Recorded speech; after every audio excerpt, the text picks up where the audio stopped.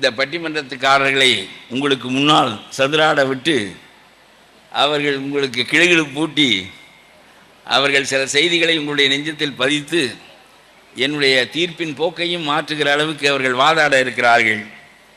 நம்முடைய இரா சண்முக வடிவேல் நல்ல பேராசிரியர், ரொம்ப நகைச்சுவையாக பேசுவார், செய்தியோடு பேசுவார். அதுதான் ரொம்ப சிறப்பு. ஆழமாக படித்தவர், உங்களுக்கு ஏற்ற வகையிலும் பேசுவார், ஆழமாகவும் பேசுவார். அவர் ஒரு அணிக்கு தலைவர். ருக்மணி பன்னீர்செல்வம் வேலூரை சேர்ந்தவர், உங்களுடைய ஊருக்கு பக்கத்து ஊர். அவருடைய கணவர் கூட ஆங்கில ஆசிரியர். ஆக படித்த குடும்பத்தில் அவரும் விரிவுரையாளராக இருக்கிறவர், முனைவர். அவர் ஒரு அணிக்கு தலைமை தாங்குகிறார். கோவை உமா மகேஸ்வரி, முனைவர் சுந்தரவல்லி, செல்வன் திருமாறன், பா யாழினி போன்றவர்களெல்லாம் பேசுகிறார்கள். இந்த யாழினி நம்முடைய இலக்கிய வீதி இனியவனுடைய பேத்தி. ரொம்ப இலக்கியத்தில் ஊறியவர் நம்முடைய யாழினியினுடைய பாட்டன் தாத்தன் இலக்கிய வீதி இனியவன். அவருடைய மகள் வழி பேத்தியான யாழினியும் இதில் பங்கு கொண்டு பயிற்சி அவரை வந்திருக்கிறார். அவருக்கு என்னுடைய வாழ்த்துக்களை தெரிவித்துக் கொள்கிறேன். இப்பொழுது பட்டிமன்றம் தொடங்குகிறது. நம்முடைய தலைப்பின் கீழே உற்ற நேரத்தில் முன்வருவது. ரொம்ப தேவைப்படுகின்ற நேரத்தில் முன்வர வேண்டும். மற்ற நேரத்தில் சும்மா நம்ம மப்படிச்சு போய் கிடக்கிற போது சாப்பிட்றீங்களான்னு கேட்கக்கூடாது. ஏற்கனவே மப்படிச்சு போய் கிடக்கோம், அப்போ சாப்பிட்றீங்களான்னு கேட்டால் என்ன அர்த்தம்? நம்ம ரொம்ப பசிச்சிருக்க நேரத்தில் சாப்பிட்றீங்களான்னு கேட்கணும்.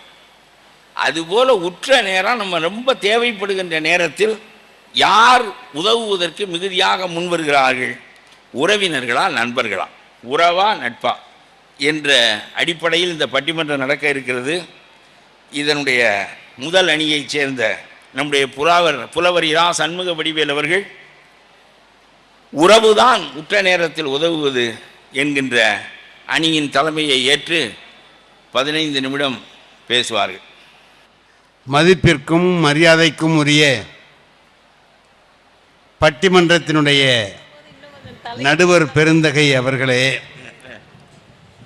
பட்டிமன்றத்திலே கலந்து கொண்டு நல்ல கருத்துக்களை தருவதற்காக வருகை தந்திருக்கிற அறிஞர் பெருமக்களே, குழுமி இருக்கிற சான்றோர்களே, மாணவ மணிகளே,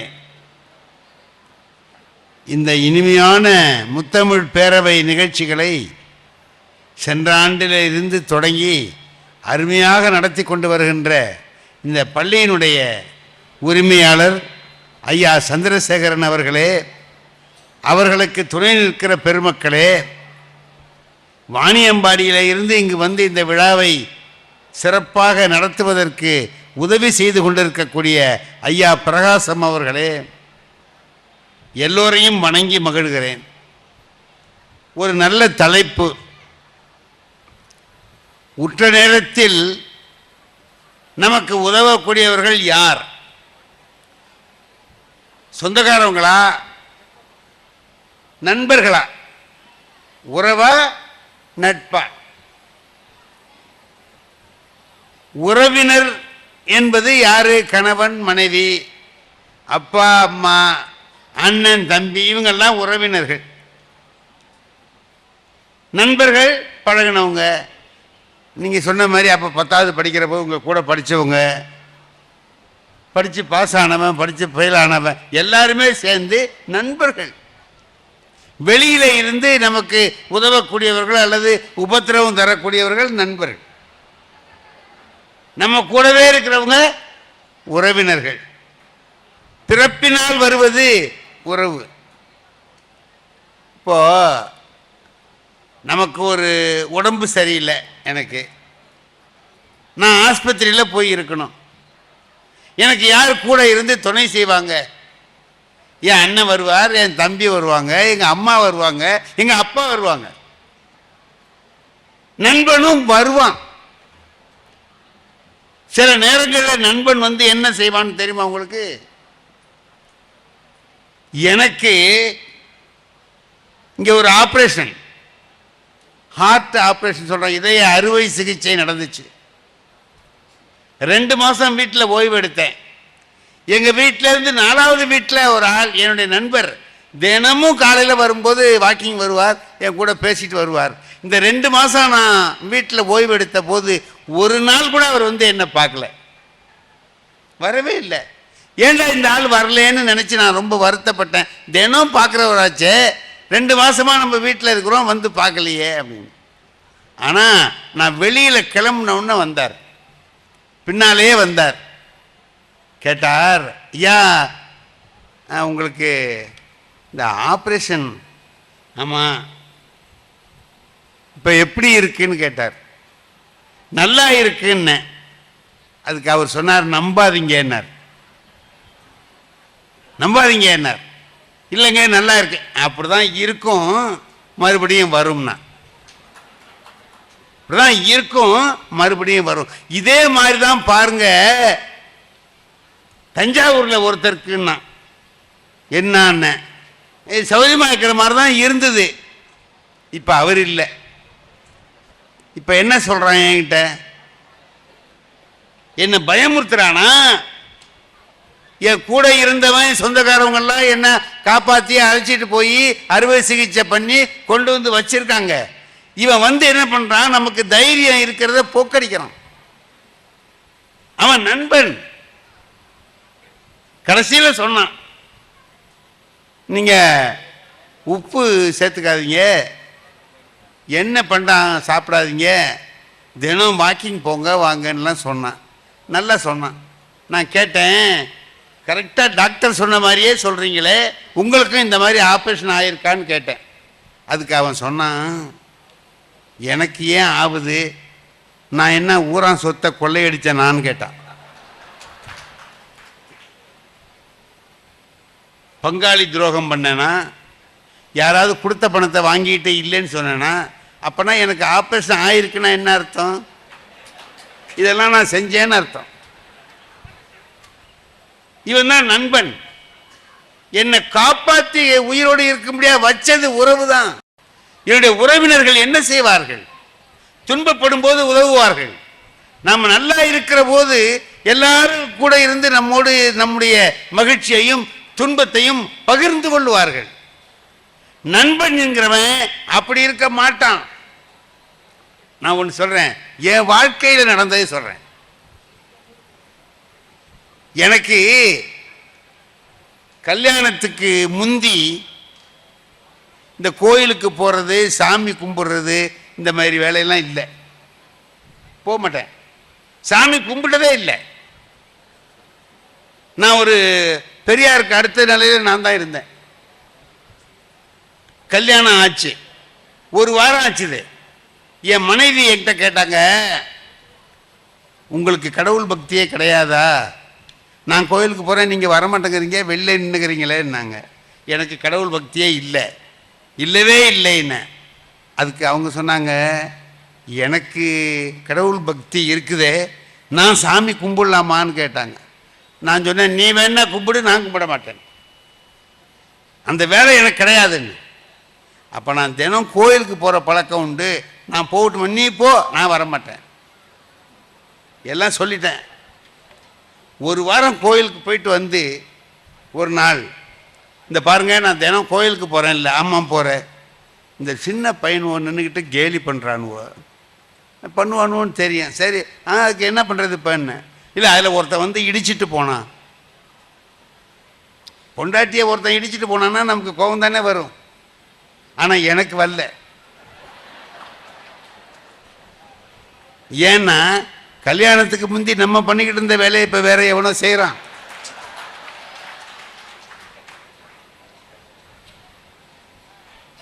இதை பொண்டாட்டிக்கிட்ட சொல்ல முடியுமா?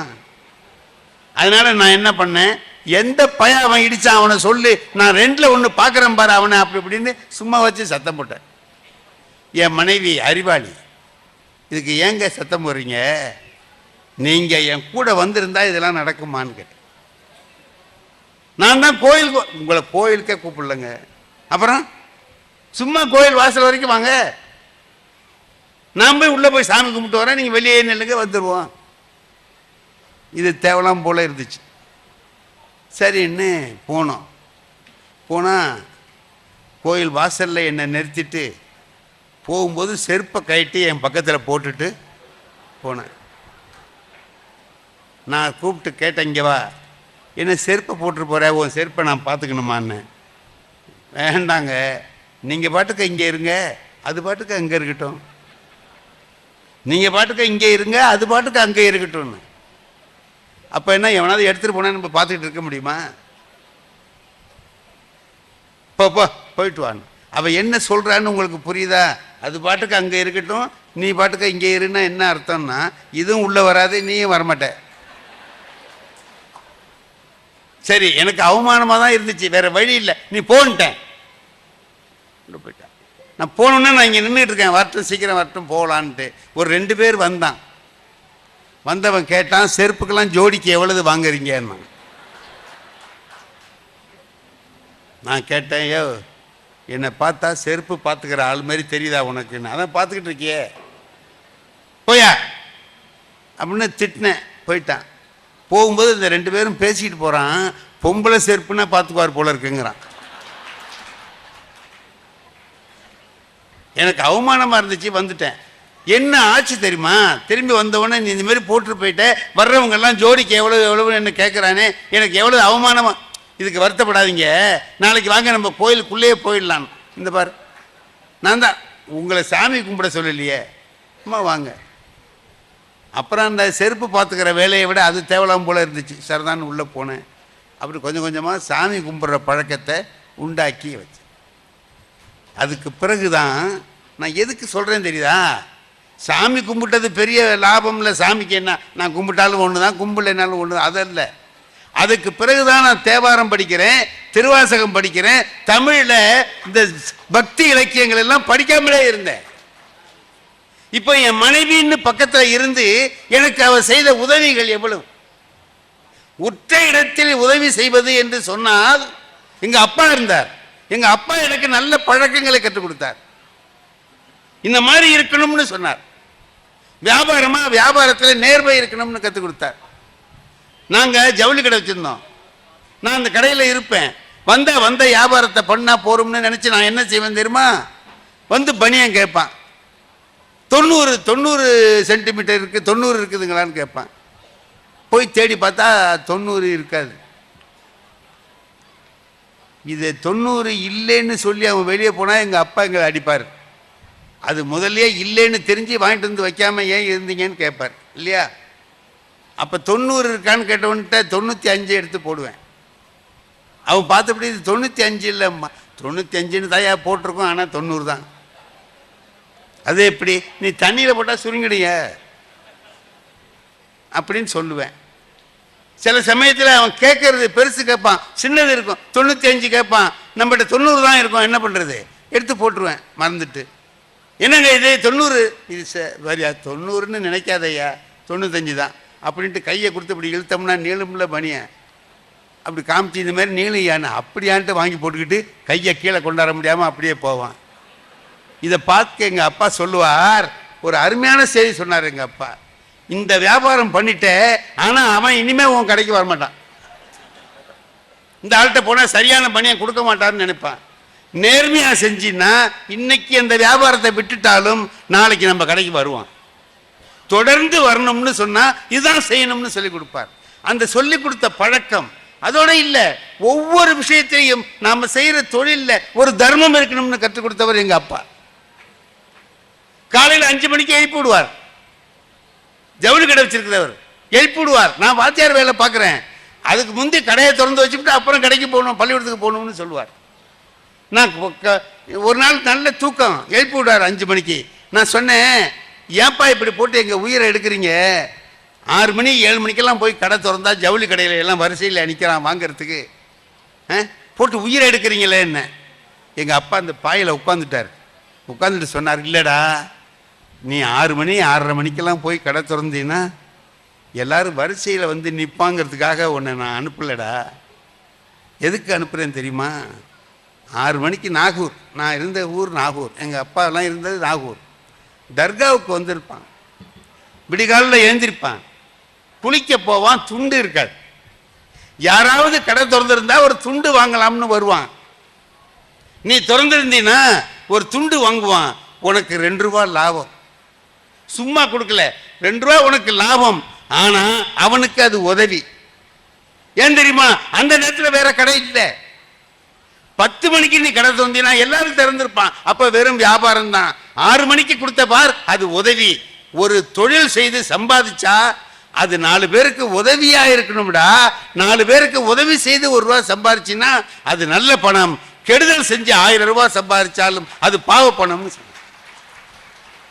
இது எனக்கு எல்லா நேரத்திலையும் இன்னைக்கு வரைக்கும் உதவுது. இன்னைக்கு வரைக்கும் நண்பன் என்ன செய்வான் தெரியுமா? ஒரு நாள் எங்கள் வீட்டுக்கு ஒரு நண்பனை ரொம்ப நாளைக்கு பிறகு பார்த்தோமே அப்படின்ட்டு வீட்டுக்கு அழைச்சிட்டு போனேன். என் மனைவி வந்து காப்பி அப்படி கொடுத்தாங்க. அவன் கேட்டான், இவங்க என்ன கேட்குறான், இது யாருன்னு கேட்குறான். இவங்க என்ன, இதாண்டா என் மனைவி அப்படின்னு. ஆமாம், அன்னைக்கு தஞ்சாவூரில் பார்த்தோமே அது. அவன் போயிட்டான். 15 நாளாச்சு என் மனைவியை சமரசம் பண்ணுறது.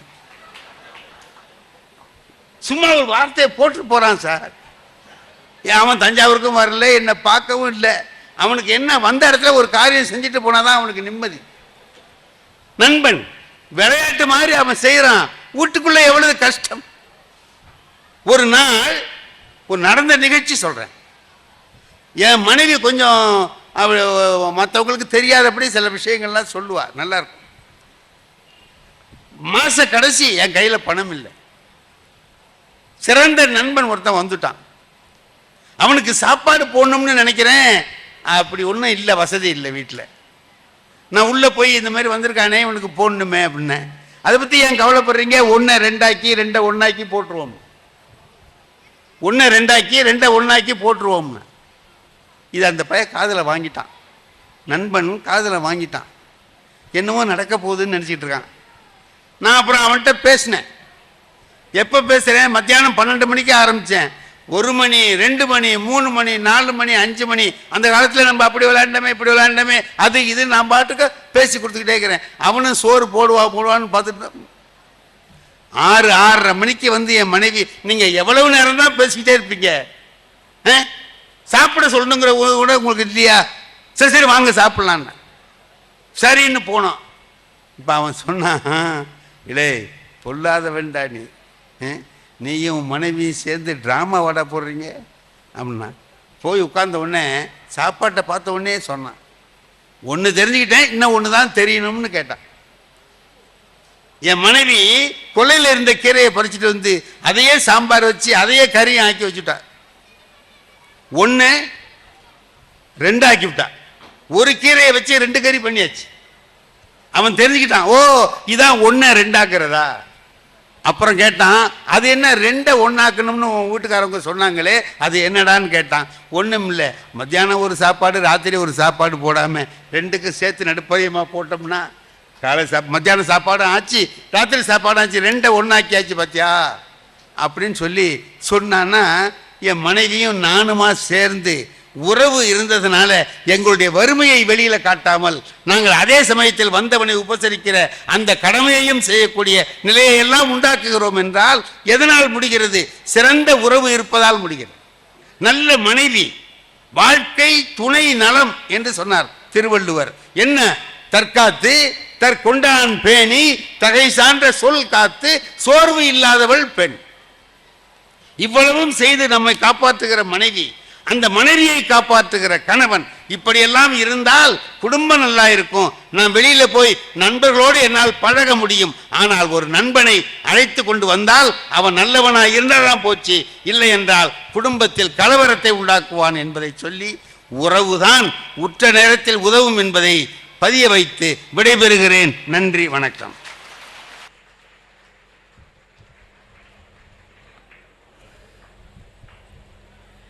ரொம்ப மோசமான நண்பர்கள்லாம் நம்ம புலவர் சண்முக வடிவேலுக்கு வாய்த்து நட்பை பற்றியே ஒரு பெரிய வெறுப்பை அவருக்கு உண்டாக்கி வைத்திருக்கிறார்கள்.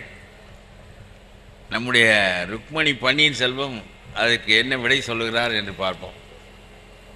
15 நிமிடம்.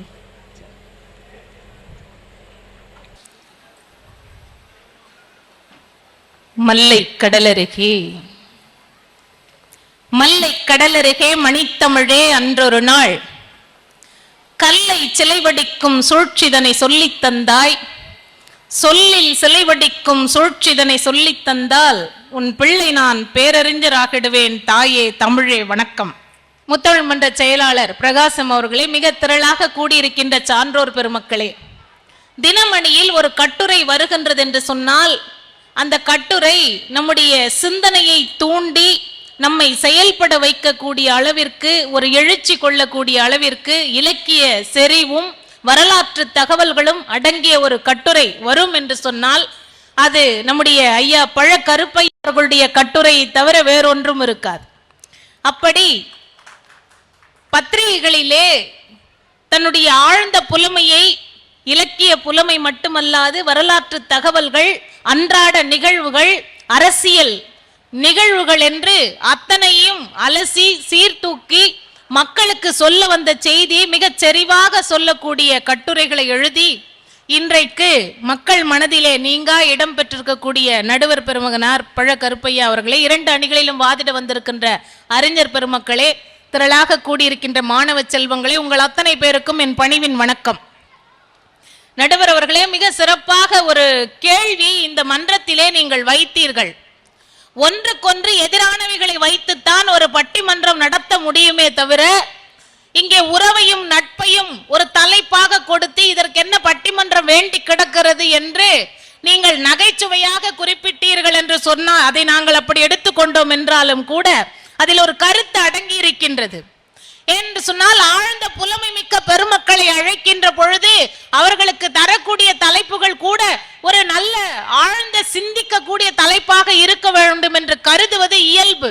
அந்த அடிப்படையில் தாங்கள் கூறியதாக நான் எடுத்துக்கொள்ளுகின்றேன். ஆனால் பல தரப்பு மக்களும் இருக்கக்கூடிய இந்த பகுதியில் படித்தவர்கள், பாமரர்கள், பெற்றோர்கள், வளரக்கூடிய இளைய தலைமுறை, இலக்கியம் தெரிந்த பெருமக்கள், மிக அருமையாக இங்கே திரண்டிருக்கக்கூடிய பெண்கள் என்று பல தரப்பினரும் இந்த அரங்கத்திலே நிறைந்திருக்கக்கூடிய ஒரு சூழலில் 2000 ஆண்டுகளுக்கு முன்னாலே 5 அதிகாரங்களை நட்பிற்காக படைத்தளித்த வள்ளுவன் உறவு என்று வருகின்ற பொழுது ஐயா சொன்னார் வாழ்க்கை துணை நலம் என்று. பின்னால் காமத்து பால் என்று வருகின்ற பொழுது தலைவன் தலைவி பற்றிய வாழ்க்கை பற்றி தான் வள்ளுவர் சொல்லுகின்றார். ஆக உறவை பற்றியும் நட்பை பற்றியும் வள்ளுவனாரே அவருடைய குறட்பாக்களில் மிகச் செறிவாக சொல்லியிருக்கக்கூடிய காரணத்தால் இன்றைக்கு வாழ்க்கை முறை எப்படி மாறி போயிருக்கின்றது, உறவுகள் எப்படி இருக்கின்றன, உறவினர்கள் நம்மோடு எப்படி பழகுகின்றார்கள், எப்படி இருக்கின்றார்கள், அவர்கள் எப்படி இருக்க வேண்டும் என்கின்ற செய்தி இந்த மக்களுக்கு போய் சேர வேண்டும். அதே சமயத்தில் சட்டப்படி ஒரு கணவன் மனைவி உறவு சேருவது உண்டு. சட்டபூர்வமாக பதிவு திருமணம் செய்து கொண்டால் அதை பதிவு செய்ய வேண்டும் என்று கட்டாயம் இருக்கின்றது. அதே போன்று மனம் ஒத்து போகவில்லை என்று சொன்னால் சட்டப்படி பிரிந்து போவதற்கும் வாய்ப்பு கொடுக்கின்றது நம்முடைய சட்டம். அது கணவன் மனைவி உறவில் மட்டும்தான், மற்ற உறவுகளுக்கு அப்படி அல்ல. ஆனால் நட்பு என்பது அப்படி அல்ல. இது ஒருவரை நண்பராக இணைத்துக் கொள்வதற்கு நமக்கு சட்டம் இல்லை.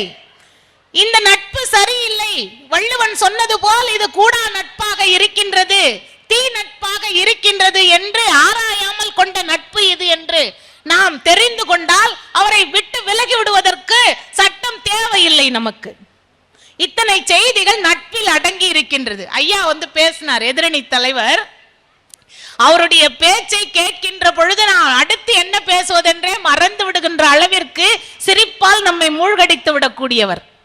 அந்த வகையிலே அவர் பட்ட அனுபவங்களை எல்லாம் இங்கே தன்னுடைய மனையாளை அவர் உயர்த்தி பேசி இங்கே மிக செறிவாக பேசி இருக்கின்றார். அதே சமயத்தில் நண்பன் என்பவன் எவ்வளவு துன்பங்களை தருகின்றான் என்றும் அவர் பதிவு செய்திருக்கின்றார். இது மேடைக்கு மேடை மாறுபடும். நான் கேட்டிருக்கின்றேன்.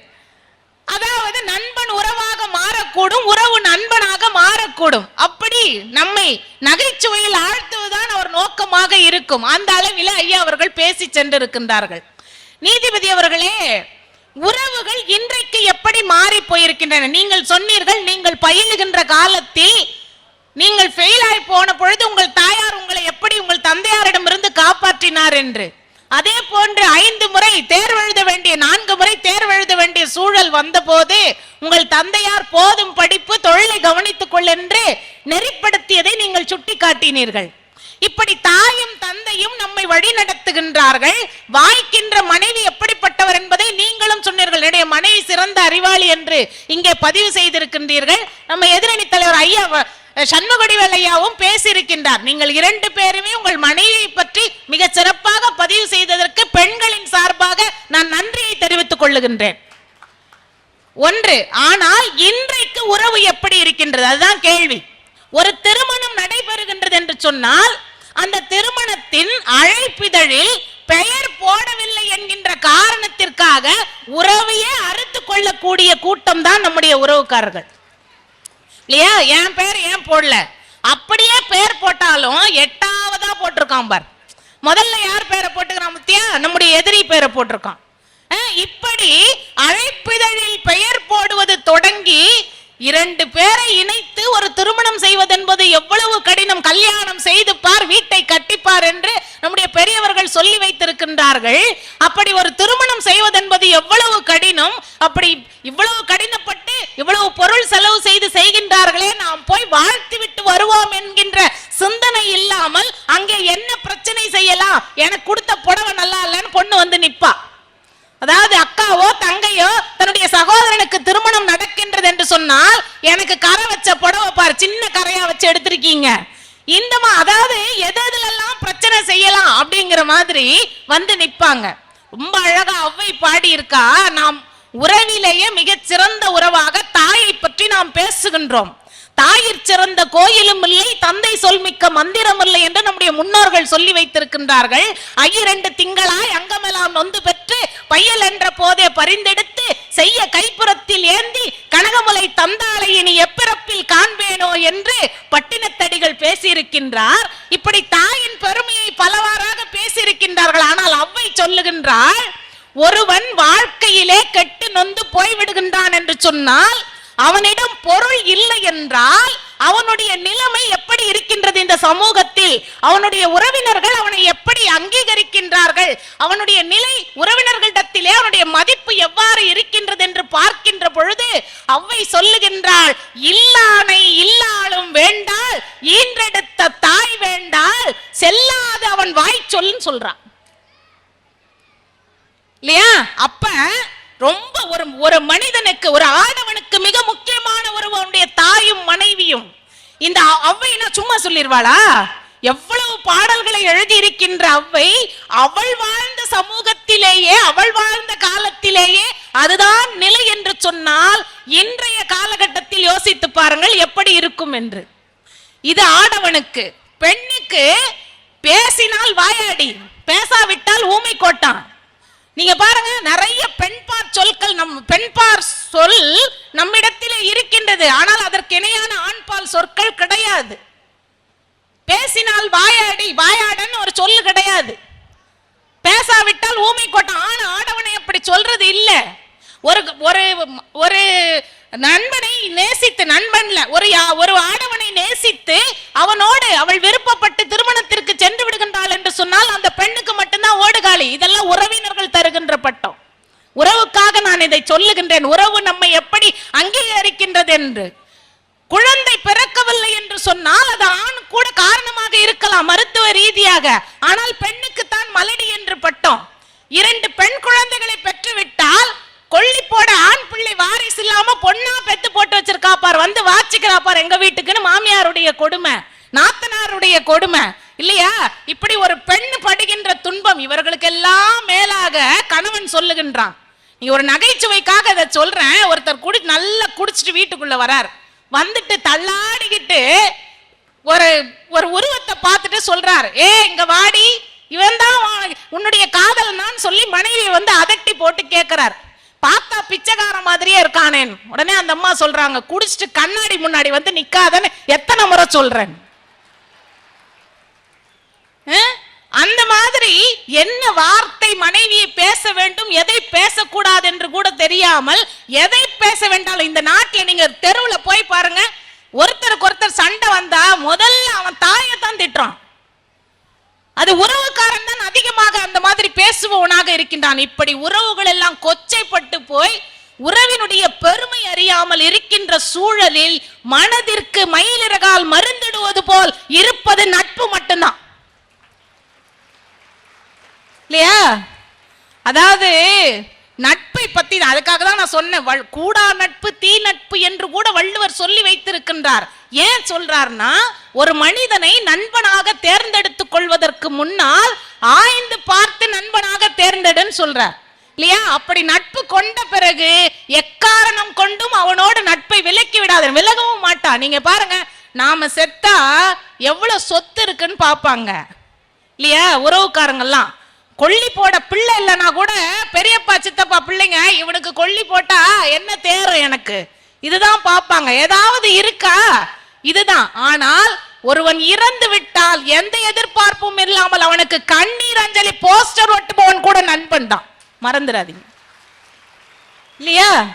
அப்ப நட்பு என்பது எப்படி இருக்கின்றது என்று பார்க்க வேண்டும். நீங்க வீட்டுல இப்படி திட்டுறாங்க அப்படி திட்டுறாங்க, ரொம்ப சோகமா இருக்கு, தொழில் நடத்த முதலீடு இல்ல, இதெல்லாம் இந்த வேதனைகளை எல்லாம் வெளியே கொண்டு வருகின்ற பொழுது அவனை ஆறுதல் படுத்தி, இதுக்கு ஏன்டா மச்சான் கவலைப்படுற, ஆணாக இருந்தால், இல்லையா? இதுக்கு ஏன் நீ கவலைப்படுற, வா நம்ம வேற ஏதாவது வேலைக்கு போவோம், இல்ல யார்கிட்டயாவது பணம் கேட்போம், நான் கடன் வாங்கி தரவா, இப்படி ஆறுதல் படுத்தி பேசக்கூடியவர்கள் நண்பர்களாக இருக்கின்றார்கள். ஒரு நம்ம தொழில் ரீதியாக நசிந்து விட்டால் ஒரு உறவினர் வீட்டு திருமணத்திற்கு போக வேண்டும் என்று சொன்னால் கூட நம்மளை எப்படி வரவேற்கிறாங்கன்னு பாருங்க. முதல்ல பத்திரிகை வைக்கிறது நாம நல்லா வாழறோம்னு வச்சுக்கோங்க, அப்ப நல்ல பூ பழம் ஸ்வீட்டு பெரிய தாம்பாளத்துல வச்சு பத்திரிகை அதுல வச்சு குடும்பத்தோட 2 நாளைக்கு முன்னாடி வந்துடணும்னு சொல்லுவாங்க. நாம நொந்து போயிருக்கோம்னு வச்சுக்கோங்க, நசிஞ்சு போயிட்டோம், ஏழ்மையில இருக்கோம் அப்படின்னா வெறும் பத்திரிகை எடுத்துட்டு வந்து கையில நீட்டிட்டு வந்துருங்க, அவ்வளவுதான், இல்லையா? அப்ப ஒரு உறவுக்காரன் என்பவன் திருமணத்திற்கு நம்மை அழைப்பதில் இருந்தே நமக்கும் அவனுக்கும் உள்ள உறவு எப்படி இருக்கின்றது என்பதை நாம் கணித்து விடலாம். ஆனால் நண்பங்கிறவன் அப்படி கிடையாது. பத்திரிகையே வைக்கலனா கூட போன்ல சொன்னா கூட போதும், நான் வந்துடுறேன்ப்பா நீ ஏன் கவலைப்படுறேன்னு சொல்லக்கூடியவன் தான் நண்பன். இப்ப ஆண்கள் மட்டும் இல்லைங்க, இந்த பெண்களுடைய நட்பு இருக்கு பாருங்க. வளருகின்ற பொழுது படிக்கின்ற காலத்தில் பள்ளி பருவத்துல ஒரு நட்பு இருக்கும், கல்லூரியில ஒரு நட்பு இருக்கும், படிக்கவே இல்லை கிராமத்தில் இருக்கக்கூடிய படிக்க வாய்ப்பில்லாத பெண்களா கூட இருப்பாங்க, அந்த தெருவிலேயே ஓடி ஆடி விளையாடி கொண்டிருக்கிற பொழுது ஒரு நட்பு இருக்கும். ஆனா திருமணம் ஆகி போய்விட்டா பெண்ணுக்கு அந்த நட்பு தொடருவதில்லை. இதை வச்சுதான் கவிஞர் வைரமுத்து ஒரு கவிதை எழுதினார், தோழிமார் கதைன்னு. அந்த கவிதைக்கு பேரு 2 பெண்களுடைய நேசம் எப்படி இருக்குன்னுட்டு. ஆத்தோரம் பூத்த மரம், ஆணை அடங்கு மரம், கிளையெல்லாம் கூடு கட்டி கிளியடங்கும் புங்க மரம், புங்க மரத்தடியில் பூ விழுந்த மணல் வெளியில் பெண் பார்த்த சிறுவயசு பெண்ணே நனவிருக்கா, சிரிக்கி மக பாவாட சீக்கிரமா அவருதுன்னு இறுக்கி முடி போட்டு எங்காத்தா கட்டிவிட, பட்டு கயிறு பட்டையிடம் புண்ணாக இடுப்பு தடத்தில் நீ என்ன வச்ச நனவிருக்கா, மருதாணி வச்ச விரல் மடங்காம நான் இருக்க, நாசமா போன நடுமுதுகு தானரிக்க, சுருக்காணி ஓடி வந்து சொரிஞ்ச கதை நனவிருக்கா, கோணாறு கடை தேடி குச்சி ஐசு 1 வாங்கி பல்லால் திங்கையிலே பாதியா கடிச்சு பல்லால் திங்கையிலே வீதி மண்ணில் 2 துண்டா விழுந்துருச்சே நனவிருக்கா, வெள்ளாறு சலசலக்க வெள்ளை மணல் பளபளக்க வெள்ளி திருவள் போல் நிலவடிக்க, கண்ணாமூச்சி ஆடையிலே கால் கொலுச நீ தொலைக்க, சூடு வப்பா கிழவின்னு சொல்லி சொல்லி நீ அழுக, என் காலு கொலுசு எடுத்து உனக்கு மாட்டி விட்டு என் வீட்டில் நொக்கு பெத்த ஏண்டி நனவிருக்கா, கண்ணாமூச்சி ஆடையிலே பல்லாங்குழி ஆடையிலே பருவம் திறந்து விட என்னமோ ஏதோ சாகத்தான் போறேன்னு சத்தமிட்டு நான் அழுக, சுருக்காணி கூட்டி வந்து வீடு சேர்த்த நனவிருக்கா, ஒன்னா வளர்ந்தோம் ஒரு தட்டில் சோறுண்டோம், பிரியாது இருக்க பெருவழியை யோசிச்சோம், ஒரு புருஷன் கட்டி ஒரு வீட்டில் குடியிருந்து சக்களத்தியா வாழ சம்மதிச்சோம் நினைவிருக்கா, ஆடு கனவு கண்டா அருவ அறியாது, புழுவெல்லாம் கனவு கண்டா கொழுவுக்கு புரியாது, வரட்டூரு தாண்டி வாக்கப்பட்டு நீ போக, தண்ணி இல்லா காட்டுக்கு தாலி கட்டி நாம் போக, ஏன் புருஷன் ஏன் புள்ள ஏன் பொழப்பு என்னோட, ஓம் புருஷன் ஓம் புள்ள ஓம் பொழப்பு உன்னோட, ஆத்தோரம் பூத்த மரம் ஆணை அடங்கு மரம் கிளையெல்லாம் கூடு கட்டி கிளியடங்கும் புங்க மரம், நர கூட விழுந்துருச்சு. இப்ப இவளுக்கும் அவளுக்கும் நரையும் விழுந்துருச்சு. வயிற்றுல வளர்ந்த கொடி வயசுக்கு வந்துருச்சு. ஆத்தோரம் பூத்த மரம் போன மாச புயல் காத்தில் விழுந்துடுச்சுன்னு 2 பேர் ஒரு 15 ஆண்டுகளுக்கு பின்னால் சந்திக்கின்ற பொழுது இந்த சோகத்தை பாடிக்கொள்ளுகின்றார்கள் என்று சொன்னால், அமைந்த கணவனோ பெற்ற பிள்ளையோ விட தான் கொண்டிருந்த நட்பு எந்த அளவிற்கு உயர்வானது என்பதை அவர்கள் பேசிக் கொள்ளுகின்றார்கள் என்று நிறைவாக ஒன்றை சொல்லி நான் முடிக்கின்றேன். தாய் கருவறையில் சுமந்தாள், தந்தை தோளில் சுமந்தான், அண்ணன் கையில் கைப்பிடித்து அழைத்து சென்றான், தங்கை தலைவாரி விட்ட அக்கா தலைவாரி விட்டால், எல்லோரும் நெஞ்சத்திலே சுமந்தார்கள். வாழ்க்கைப்பட்டவன் மனதிலே சுமந்ததாக சொல்லிக் கொண்டிருக்கின்றான். என் தோழமையே, அது ஆணாக இருந்தாலும் சரி பெண்ணாக இருந்தாலும் சரி, என் தோழமையே, நீ என்னை சுமக்கவில்லை, நானும் உன்னை சுமக்கவில்லை. ஏன் தெரியுமா? நட்பு என்பது சுமையே அல்ல. வாய்ப்பிற்கு நன்றி, வணக்கம். இப்பொழுது விவாதம் அவரவர் போக்கில் இழுக்கப்பட்டு ஒரு விதமாக சூடு பிடித்துக் கொண்டிருக்கிறது. 2 பெண்களுக்கு இடையே ஏற்படுகிற நட்பு திருமணத்திற்கு பிறகு நீடித்து வளர்வதில்லை. அது ரொம்ப வியப்பானது தான். ஆண்களுடைய நட்பு சாகு வரையிலும் கூட நீடிக்கும். பெண்களுடைய நட்பு திருமணத்திற்கு பிறகு நீடிப்பதில்லை. அப்புறம் கணவன் பிள்ளைகள் என்று அப்படியே போய்விடுவார்கள். அதை மிக அழகாக ருக்மணி அவர்கள் எடுத்துரைத்தார்கள். இப்பொழுது உறவு கட்சிக்கு எல்லாம் இந்த பக்கம் பூரா பொம்பளையெல்லாம் சேர்ந்துட்டாங்க, ஒரே ஜாதி. இங்கே மட்டும் நடுவில் ஒரு அம்மா, அது சேம் சைடு கோல் அடிக்காமல் இருக்கணும். ஏன்னா பொம்பளைய உறவு கட்சிக்கு நம்முடைய உமா மகேஸ்வரி அவர்கள் பேச வருகிறார்கள்.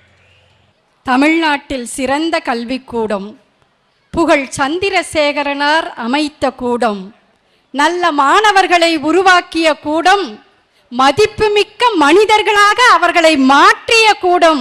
இந்த அருமையான கல்வி நிறுவனத்திற்கு என் முதல் வணக்கத்தை தெரிவித்துக் கொள்கின்றேன். இவ்வளவு பெண்கள் கூட்டம் இங்கே அமர்ந்திருக்கையில் எனக்கு 2 பெரிய தலைவர்கள் தான் நினைவிற்கு வருகிறார்கள். பெண்களுக்கு ஒரு முழம் பூ வாங்கி தருவதை காட்டிலும் அவர்களுக்கு ஒரு புத்தகம் வாங்கி தாருங்கள் என்று சொன்ன எங்கள் பகுத்தறிவு பகலவன் பெரியாரின் நினைவு வருகிறது. பெண் கல்விக்காக 1 கோடி ரூபாயை முதலில் ஒதுக்கிய கர்ம வீரர் காமராசர் நினைவு வருகிறது. அவர்கள் நினைவெல்லாம் வருகிற அளவிற்கு இங்கே அருமையாக நிகழ்ச்சியை அமைத்திருக்கிற முத்தமிழ் பேரவையின் சான்றோர் பெருமக்களே, இந்த மேடையில் நாங்கள் பேசுவதற்கு காரணமாக இருக்கிற எங்களுடைய அன்பு அண்ணன் பிரகாசம் அவர்களே, மருத்துவர் ஐயா அவர்களே, மதிப்பிற்குரிய வாணியம்பாடி முத்தமிழ் மன்றத்திலிருந்து வந்திருக்கிற அன்பு சகோதரர்களே, முப்புறமும் கடல் சூழ்ந்த இந்திய தேசம் போல இந்த மேடையின் முப்புறமும் வீட்டிருக்கிற அன்பு கண்மணிகளே, தாய்மார்களே, பெரியோர்களே, சகோதரர்களே, தாயின் கருப்பையில் இருந்த காலம் கொஞ்சம், தமிழின் கருப்பையில் இருக்கிற காலம் அதிகம் என்று நிரூபித்துக் கொண்டிருக்கிற நடுவர் அவர்களே, மேடையிலே வீட்டிருக்கிற சான்றோர் பெருமக்களே, உங்கள் அத்துணை பேருக்கும் கோவையில் பூத்த பருத்தி மலர்களை சமர்ப்பித்து என் வணக்கத்தை தெரிவித்துக் கொள்கின்றேன். நடுவர் அவர்களே, எதிரனில் இருந்து என் அன்பு சகோதரி வந்தார். எப்பொழுதும் அழகாக பேசக்கூடியவர், இன்றைக்கும் அழகாக பேசினார். அவர் சொல்லுகின்றார், நட்புதான் மிகச் சிறந்தது என்று சொல்லுகிறார். திருமணத்திற்கு பெயர் போடாமலே ஒரு நண்பன் வந்து நிற்பான்.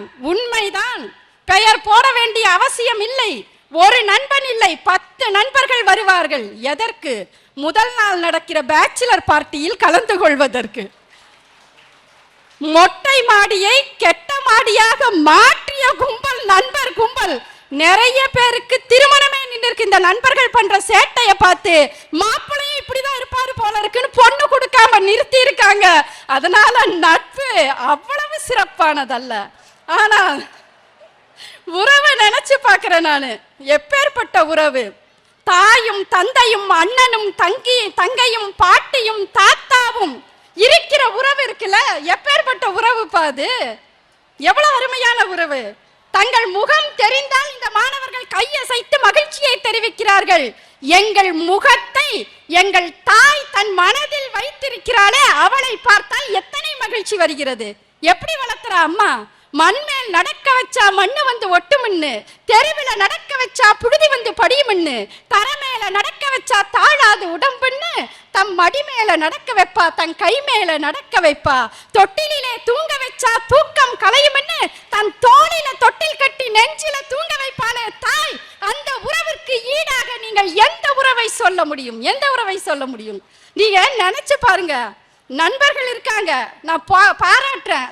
அருமையா சகோதரி சொன்னாங்க, கண்ணீர் அஞ்சலி போஸ்டர் ஒட்டுறான்னு. அவன் கண்ணீர் அஞ்சலி போஸ்டர் ஒட்டுற அளவுக்கு அவன் போறதுக்கு காரணமே இவன் தான். அதுக்கப்புறம் கண்ணீர் அஞ்சலி போஸ்டர் எதுக்கு?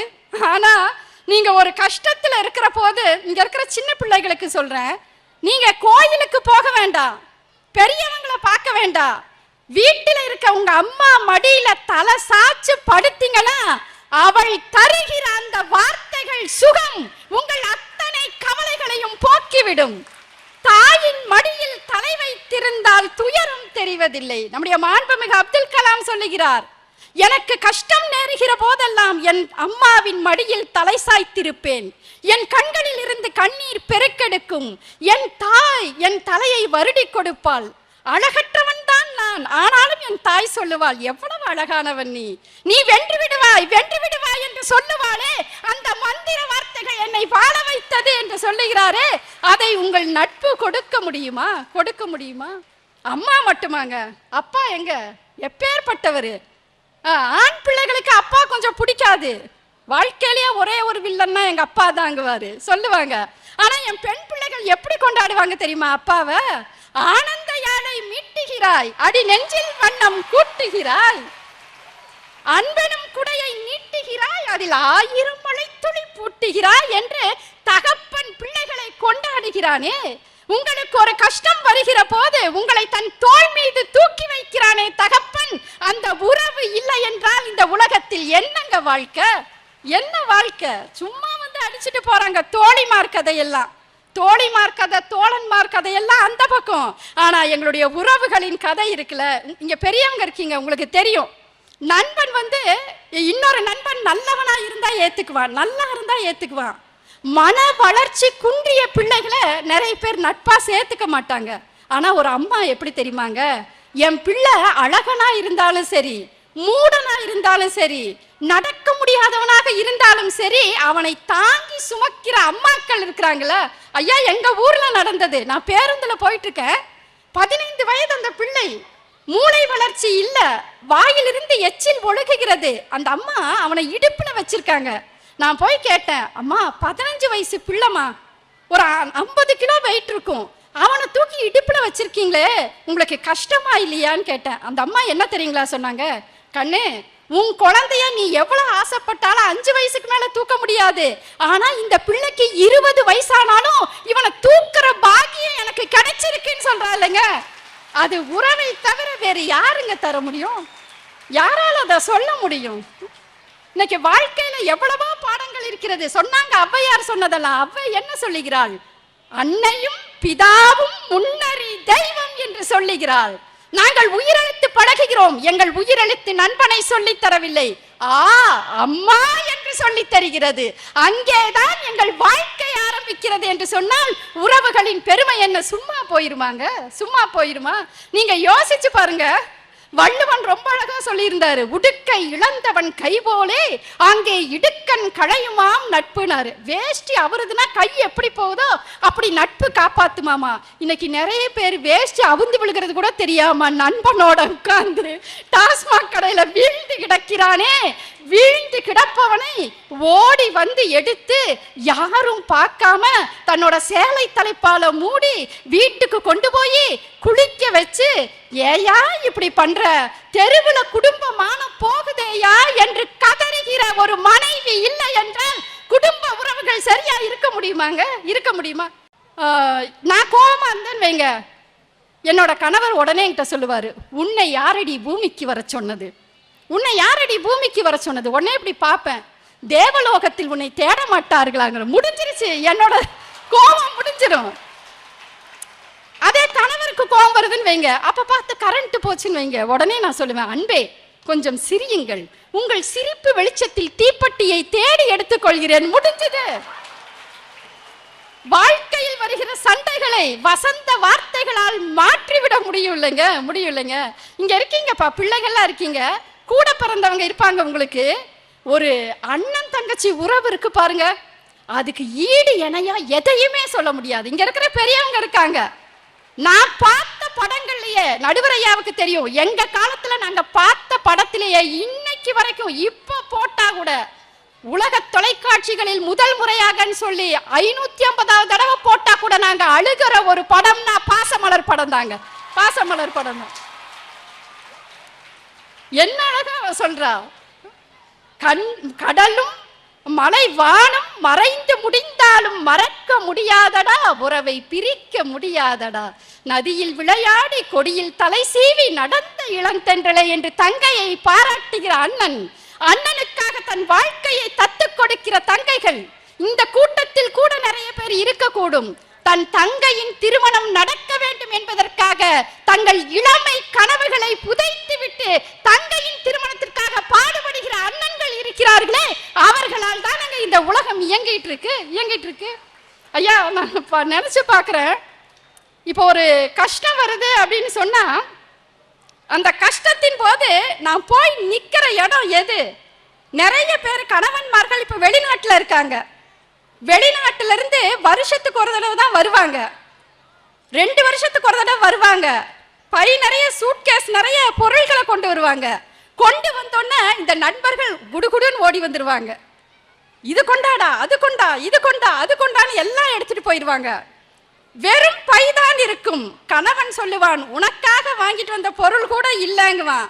மனைவி என்ன தெரியுமா சொல்லுவா, ஐயா பத்திரமா திரும்பி வந்தியேயா, உயிரோட வந்தியே, இதுக்கு மேல எனக்கு என்ன வேண்டும் என்று சொல்லுகிற எண்ணம், நினைப்பு, நெஞ்சம் ஒரு உறவை தவிர வேற யாருக்குங்க இருக்க முடியும்? அதனாலதான் இன்னைக்கு இங்க தந்தை பெரியார் அமைப்பிலிருந்து சகோதரர் எங்களுக்கு வரவேற்புரை வாசிச்சாரு. அந்த கருப்பு சட்டை அணிந்த சகோதரர், அவருக்கு தெரியும் தேசத்தின் மீது, தேசத்திற்காக உதவி புரிபவர்களை கூட நம்ம எப்படி தெரியுமா அழைக்கிறோம்? இந்த நாட்டில் பகுத்தறிவை கொண்டு வந்த பெரியாரை தந்தை பெரியார் என்றுதான் அழைக்கிறோம்.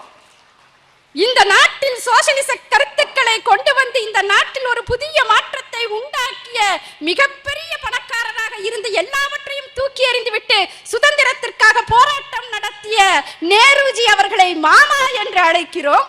உறவு சொல்லி அழைக்கிறோம். கடவுளை கூட உறவாகத்தானே சொல்லுகிறோம். கடவுளை கூட அம்மையே, அப்பா, ஒப்பிலாமணியே, அன்பினில் விளைந்த ஆரமுதே, மாமனும் நீ மாமியும் நீ என்று கடவுளை உறவு சொல்லி அழைக்கிறோம் அல்லவா? அப்படி என்றால் உறவுதான் மிகச் சிறப்பாக இருக்கிறது. அந்த உறவுகள் தான் உற்ற நேரத்தில் நமக்கு உதவுகிறது என்று சொல்லி, நடுவர் அவர்களே, நட்பை பேசுபவர்களுக்கு அதியமான் அளித்தது போல ஒரு நெல்லிக்கனியை அளித்து விடுங்கள். உறவை பேசுபவர்களுக்கு தீர்ப்பை வழங்குங்கள் என்று சொல்லி, உங்கள் மணியான தீர்ப்புக்காக நாங்கள் காத்திருக்கிறோம் என்று சொல்லி விடைபெறுகிறேன். நன்றி, வணக்கம். நட்பு கட்சிக்காக நம்முடைய முனைவர் சுந்தரவல்லி, அது மணி வேலை செய்ய மாட்டேங்குது, அதனால நீங்களா சரி பண்ணிக்க. மைக்க தட்டுங்கய்யா, சட்டப்பேரவையில் அதெல்லாம் நடக்குது. இதந்தரு மனை நீங்கி இடமிகு சிறைப்பட்டாலும் பதம் திரு இரண்டும் மாறி பழி மிகுந்து இழிவுற்றாலும் விதம் தரும் கோடி இன்னல் விழைத்தென்னை அழைத்திட்டாலும் சுதந்திர தேவி நின்னை தொழுதிடல் மறக்கிலேனே. பார்ப்பதற்கு பொன்வண்டாய், பழகுவதற்கு கற்கண்டாய், எங்கள் அணிக்கு பூச்செண்டாய், எதிரணிக்கு அணுகுண்டாய் விளங்கும் நடுவரவர்களே, கருத்து வெடிகுண்டுனே.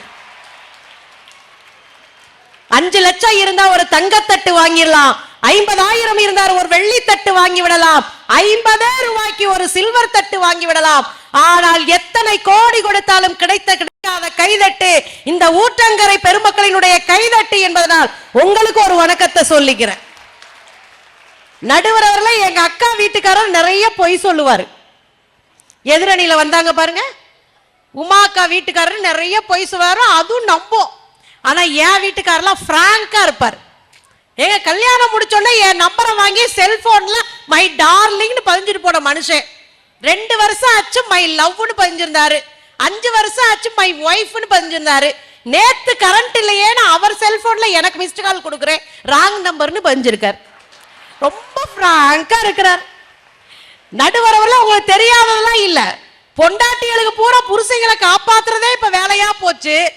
எங்க பக்கத்து வீட்டு பார்வதி அக்கா வீட்டுக்காரெல்லாம் திருந்திட்டாரு. நேத்து வந்து பார்வதி அக்கா காலில் விழுந்து, பார்வதி இனிமேல் குடிக்க மாட்டேன்ட்டாரு. அக்கா தவிச்சு போய் தூக்கி விட்டு அரை மணி நேரம் கழிச்சு காலை பார்த்தா 2 கொலுசையும் காணோம். செகண்ட் ரவுண்டுக்கு போயிருக்கு.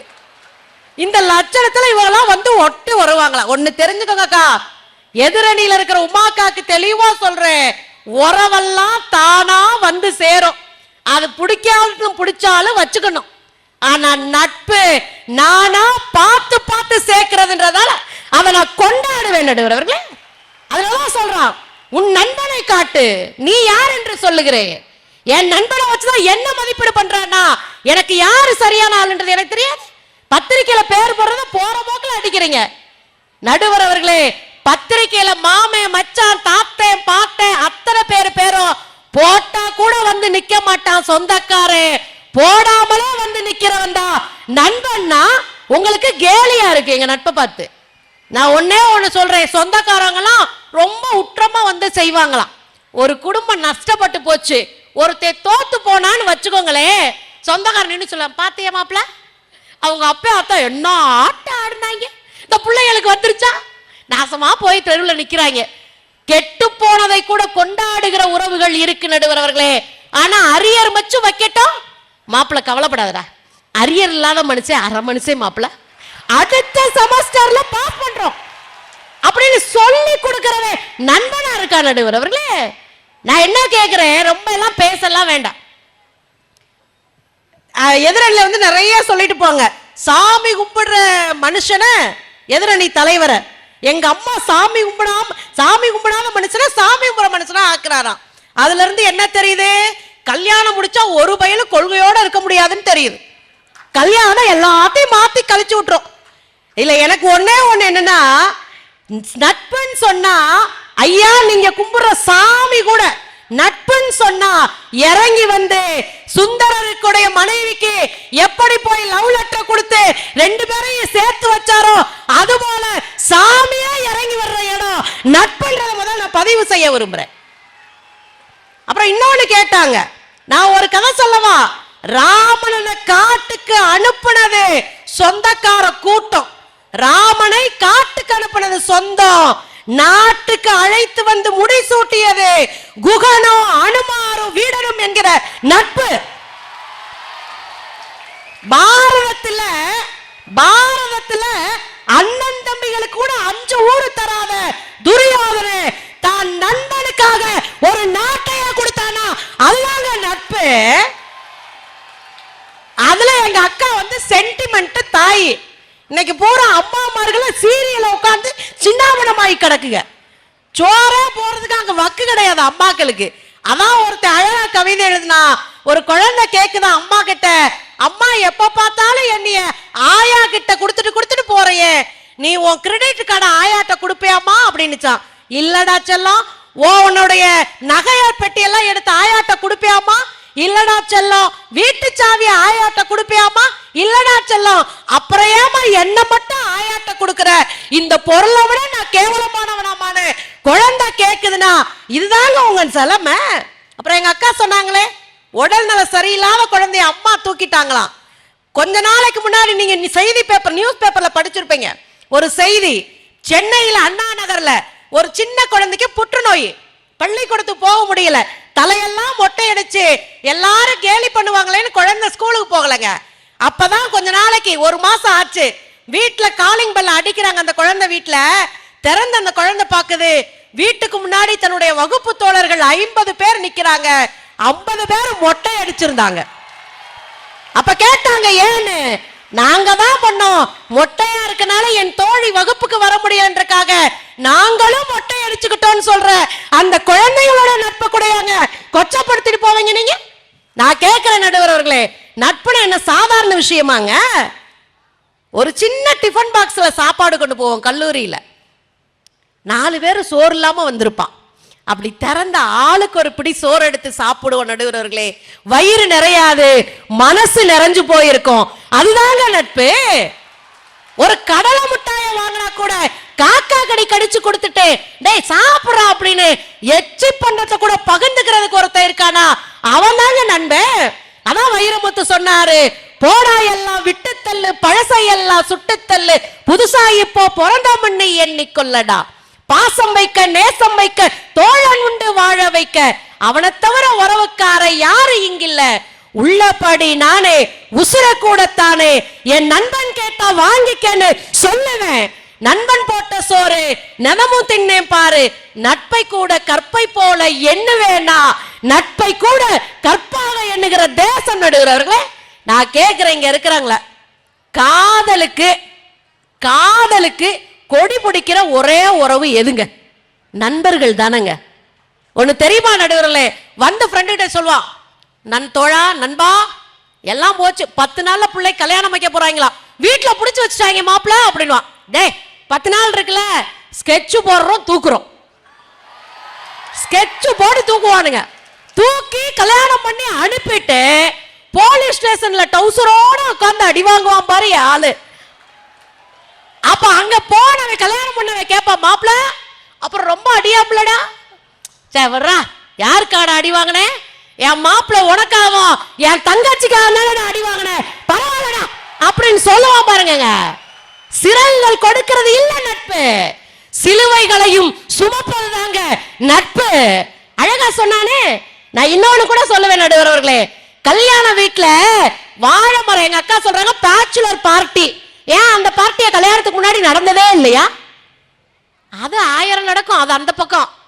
ஆனா ஒண்ணு தெரியுமாங்க அக்கா, வாழை மரத்தை கட்டுறதுல இருந்து எச்சியலை எடுக்கிற வரைக்கும் மாடா உழைக்கிறவன் ஒரு கல்யாண வீட்டுல நண்பனா இருப்பான். போய் உட்காந்து பந்தியில சொந்தக்கார பெருசு கேட்கும், லட்டு சின்னதா இருக்கு, ஏன் திருப்பதி லட்டு மாதிரி போட மாட்டீங்களா, போட வேண்டியதான் மண்டையில. ஆனா லட்டு என்னங்க சோறே கிடைக்காதனாலும் பரவாயில்ல, என் நண்பன் வீட்டு கல்யாணத்துல ரசஞ்சோர சாப்பிட்டுட்டு போறேன்னு உட்கார்ந்து வேலை பார்க்கிறவன் தாங்க நண்பர் நடுவரவர்களே நண்பனா இருக்கான். உங்களுக்கு தெரியும், அந்த காலத்துல கண்ணதாசன் ஒரு பாட்டு எழுதினார், அந்த நாள் ஞாபகம் நெஞ்சிலே வந்ததே நண்பனே. அந்த பாட்டுல முக்கியமான வரி என்ன தெரியுமா, பாசம் என்றும் நேசம் என்றும் வீடு என்றும் மனைவி என்றும் 100 சொந்தம் வந்த பின்பும் தேடுகின்ற அமைதி எங்கே. 100 சொந்தம் வந்துருச்சே, தேடுற அமைதி எங்கேன்னு ஒருத்தன் கேள்வி கேட்டானே, உங்க சொந்தங்கள் அந்த அமைதியை கொடுத்துருச்சா? நான் கேட்கிறேன் நடுவர்களே. இன்னொன்னு ஒரே ஒரு கேள்வி, ரத்த தானம் ஆஸ்பத்திரியில வச்சா ஓடி போய் சொந்தக்காரங்க பாப்பாங்களாம். ஒரு பையன் அடிபட்டு ஆஸ்பத்திரியில சேர்ந்திருக்காங்க, அந்த பையனுடைய அண்ணனும் அண்ணியும் போய் நிக்கிறாங்க. அண்ணன் நல்லா ஒல்லியா இருக்காரு, ரத்தம் கொடுக்க போறாரு. உடனே மதனி அண்ணி சட்டை பிடிச்சிருந்தா, நீ ஏன் விளக்க மாத்துக்கு வேட்டி கட்டின மாதிரி இருக்க, உனக்கு எதுக்கு இந்த வேலை, நீ எறும்பு தண்டி இருந்துகிட்டு என்ன ரத்தம் கொடுக்க போற, அப்படியே பிடிச்சி இழுத்து வைப்பாங்க. ஆனா நண்பர்கள் இருக்க மாதிரி கேள்விப்படுவான், டேய் மாப்பிள்ள அவனுக்கு அடிபட்டுருச்சாடா வாடா உடனே. ஒரு 4 டூ வீலர்ல 3 பேரா ஏறி போய் இறங்கி ஒரு 15 பேர் நின்னுட்டு, டாக்டர் ரத்தத்தை எடுங்க, டாக்டர் ஏன் ரத்தத்தை எடுங்க, லிட்டர் கணக்குல எடுங்கன்னுவான். லிட்டர் கணக்குல எடுத்தா செத்து போவான்னு இவனுக்கு தெரியும். ஆனா நண்பனை காப்பாத்தணும்ல சொல்லுவான், லிட்டர் கணக்குல எடுங்க டாக்டர் அப்படின்னு சொல்றான்னா அதுதாங்க நட்புன்றது. ஒண்ணு தெரியுமா நடுவரவர்களே, முடிச்சிடுறேன் நீங்க தட்டுறதுக்கு முன்னாடி முடிச்சோன்னு பார்த்தேன். ஒன்னே ஒண்ணு சொல்றேன், ஒரு நியூஸ் பேப்பர்ல 2 செய்தி நான் பாக்குறேங்க, 2 செய்தி பார்த்தேன். ஒண்ணு, ஒரு அம்மா தன்னுடைய குழந்தையோட தண்ணியில விழுந்து தற்கொலை பண்ணிக்கிட்டாங்க. இந்த பக்கம் ஒரு 3 சின்ன பையங்க தண்ணியில தவறி விழுந்து தற்கொலை செத்து போனாங்க. இந்த 2 நியூஸும் ஒரு உண்மையை சொல்லுது நடுவரவர்களே. இந்த அம்மா தான் குடும்பத்துல பிரச்சனை தாங்க முடியாம, சொந்தக்காரங்க யாரும் துணைக்கு இல்லாம ஓடி போய் தன்னுடைய குழந்தைய தண்ணியில போட்டு தற்கொலை பண்ணிக்கிட்டவ இவ. இந்த சின்ன பசங்க யாரு தெரியுங்களா, 3 பேரு குளிக்க கம்மா பக்கம் போயிருப்பானுங்க, அல்லது விளையாட கம்மா பக்கம் போயிருப்பான். ஒருத்தன் வழிக்கு உள்ள போன உடனே 2 பேரும் ஐயோ செத்துருவோன்னு பயப்படல, அவனை காப்பாத்த 2வது ஆள் உள்ள போவான். 2வது ஆள் உள்ள போய் செத்த பிறகு 3வது ஆள் தப்பிக்க மாட்டான். 2 பேர்ல யாராவது ஒருத்தரை காப்பாத்தலாம்னு 3வது ஆள் உள்ள போய் செத்து போயிருப்பான் நடுவர்களே, நண்பனை காப்பாத்துறதுக்காக. அதான் அன்னைக்கு சொன்னா, கொண்டு வந்தாலும் கொண்டு வராவிட்டாலும் தாய், சீர் கொண்டு வந்தால் சகோதரி, கொலையும் செய்வாள் பத்தினி, உயிர் காப்பான் தோழன். வாய்ப்பிற்கு நன்றி, வணக்கம். சுந்தரவல்லி அவர்கள் கண்ணதாசனை துணைக்கு அழைத்துக் கொண்டார்கள். 100 சொந்தங்கள் வந்ததெங்கே என்று கண்ணதாசன் சொந்தத்தை பற்றி படுமோசமாக பேசியிருக்கிறார். ஆகவே கண்ணதாசனே சொல்லிவிட்டார், சொந்தம் என்பது சாரமற்ற ஒன்று என்று அவர் சொன்னார். அவர் எல்லாவற்றையும் பற்றி பாடியிருக்கிறார். நட்பை பற்றியும் பாடுவார், சொந்தத்தை பற்றியும் பாடுவார், யாரை பற்றியும் பாடுவார். அவர்கள் திரைப்படத்திற்கு பாட்டு எழுதுகிறவர்கள், அந்த சூழலுக்கு எழுதுகிறவர்கள். ஆகவே அவற்றையெல்லாம் வைத்து சுந்தரவல்லிக்கு தீர்ப்பளிக்க முடியாது. அது ரொம்ப சிக்கலான தலைப்பு இது. நான் இவர்கள் அந்த சிக்கலுக்குள் எப்படி உள்ளே வர பார்க்கிறார்கள் என்று நான் ரொம்ப கூர்மையாக கவனித்து கொண்டே இருக்கிறேன். தனிப்பட்ட முறையில் ஒரு நட்பு மோசமாக இருக்கிறது என்பதற்காக நட்பு மோசமானதில்லை. தனிப்பட்ட முறையில் ஒரு பெண்டாட்டி கேடாக அமைந்து விட்டாள் என்பதனாலே குடும்பம் மோசமானதில்லை. ஆகவே விதிவிலக்குகள் என்பது வேறு. அந்த நிறுவனம், நட்பு என்கின்ற நிறுவனமும் குடும்பம் மற்ற உறவு என்கின்ற நிறுவனமும் வேறு வேறாகத்தான் அமைகின்றன. ஆனால் இதற்குள், இந்த தலைப்புக்குள் நீங்கள் இதற்கு முடிவு கொண்டு வருவது எளிதில்லை. கடைசியாக பேசுகின்ற 2 பேர் அதில் ஏதாவது ஒரு கோட்டுக்கு இழுக்கிறார்களா என்று நான் பார்க்கின்றேன். இன்னும் 10 மணித்துளிகள் அவர்கள் பேச இருக்கிறார்கள். நம்முடைய செல்வன் திருமாறன் இளைய தலைமுறையைச் சேர்ந்தவர். அவர் இப்பொழுது உறவுதான் என்று பேச வருகிறார். ஓங்கள் இடை வந்து உயர்ந்தோர் தொழ வணங்கி ஏங்கொழி நீர் ஞாலத்து இருளகற்றும் ஆங்கவற்றுள் மின்னேர் தனியாடி வெங்கதிர் ஒன்று ஏனையது தன்னேர் இல்லாத தமிழ். அறிவுடையோர் நிறைந்த அவை இது. எனவேதான் ஊற்றெடுக்கும் அமுதத்தமிழை உருவசி தீர்ப்பதற்காக கீழிருந்து அள்ளி அள்ளி பருகுவதற்கு ஊற்றங்கரை தமிழர் பெருமக்கள் எல்லோரும் இங்கே கூடியிருக்கிறார்கள். வருகை தந்திருக்கின்ற உங்கள் அனைவருக்கும் என்னுடைய முதன்மை வணக்கங்களை தெரிவித்துக் கொள்கின்றேன். நடுவர் அவர்களே, உற்ற நேரத்தில் உதவ வருவது உறவா நட்பா என்பதுதான் தலைப்பினுடைய கேள்வி. ஆனால் இதுவரைக்கும் இந்த அவையில் பேசியவர்கள் அனைவரும் நட்பு சிறந்ததா உயர்ந்ததா என்ற போக்கிலும், நட்பானது கொண்டாட்டத்திற்கு உரியது என்ற போக்கிலும் தான் பேசியிருக்கிறார்கள் என்பது போல எனக்கு தோன்றுகிறது. உற்ற நேரத்தில் உதவ வருவது நட்பா உறவா என்ற கேள்வியை நீங்கள் பார்க்கின்ற பொழுது நான் சொல்லுகிறேன், பெரியவர்களே, நட்பை குறை சொல்லுவது எங்கள் அணியினுடைய துணி அல்ல, வழக்கம் அல்ல, அது எங்களுடைய குறிக்கோளும் அல்ல. நட்பு சிறந்தது, உயர்ந்தது. நட்பிற்கு நிகராக இந்த உலகில் வேறு எதுவும் இல்லை. ஆனால் உற்ற நேரத்திலெல்லாம் வந்து உதவுவது நட்பினுடைய தன்மையும் அல்ல. எதிரொலியில் சொன்னார்கள், அரியர் வைத்திருப்பவன் அரியர் வைக்காமல் இருந்தால் அது அரைமனிதன் என்று சொல்லி. இந்த தீ நட்பு, கூடா நட்பு என்று வள்ளுவர் சொன்ன இலக்கணத்துக்கு போல் இருக்கக்கூடிய நட்பை எல்லாம் நீங்கள் இங்கே உற்ற துணையாக கருதி கொள்ள முடியாது. எதிரணியில் திருக்குறளை பற்றி ஒரு கருத்து சொன்னார்கள். திருவள்ளுவன் மட்டும் நட்பிற்காக 5 குறள்களை 5 அதிகாரங்களை படைத்திருக்கிறான் என்று அவர்கள் சொன்னார்கள்.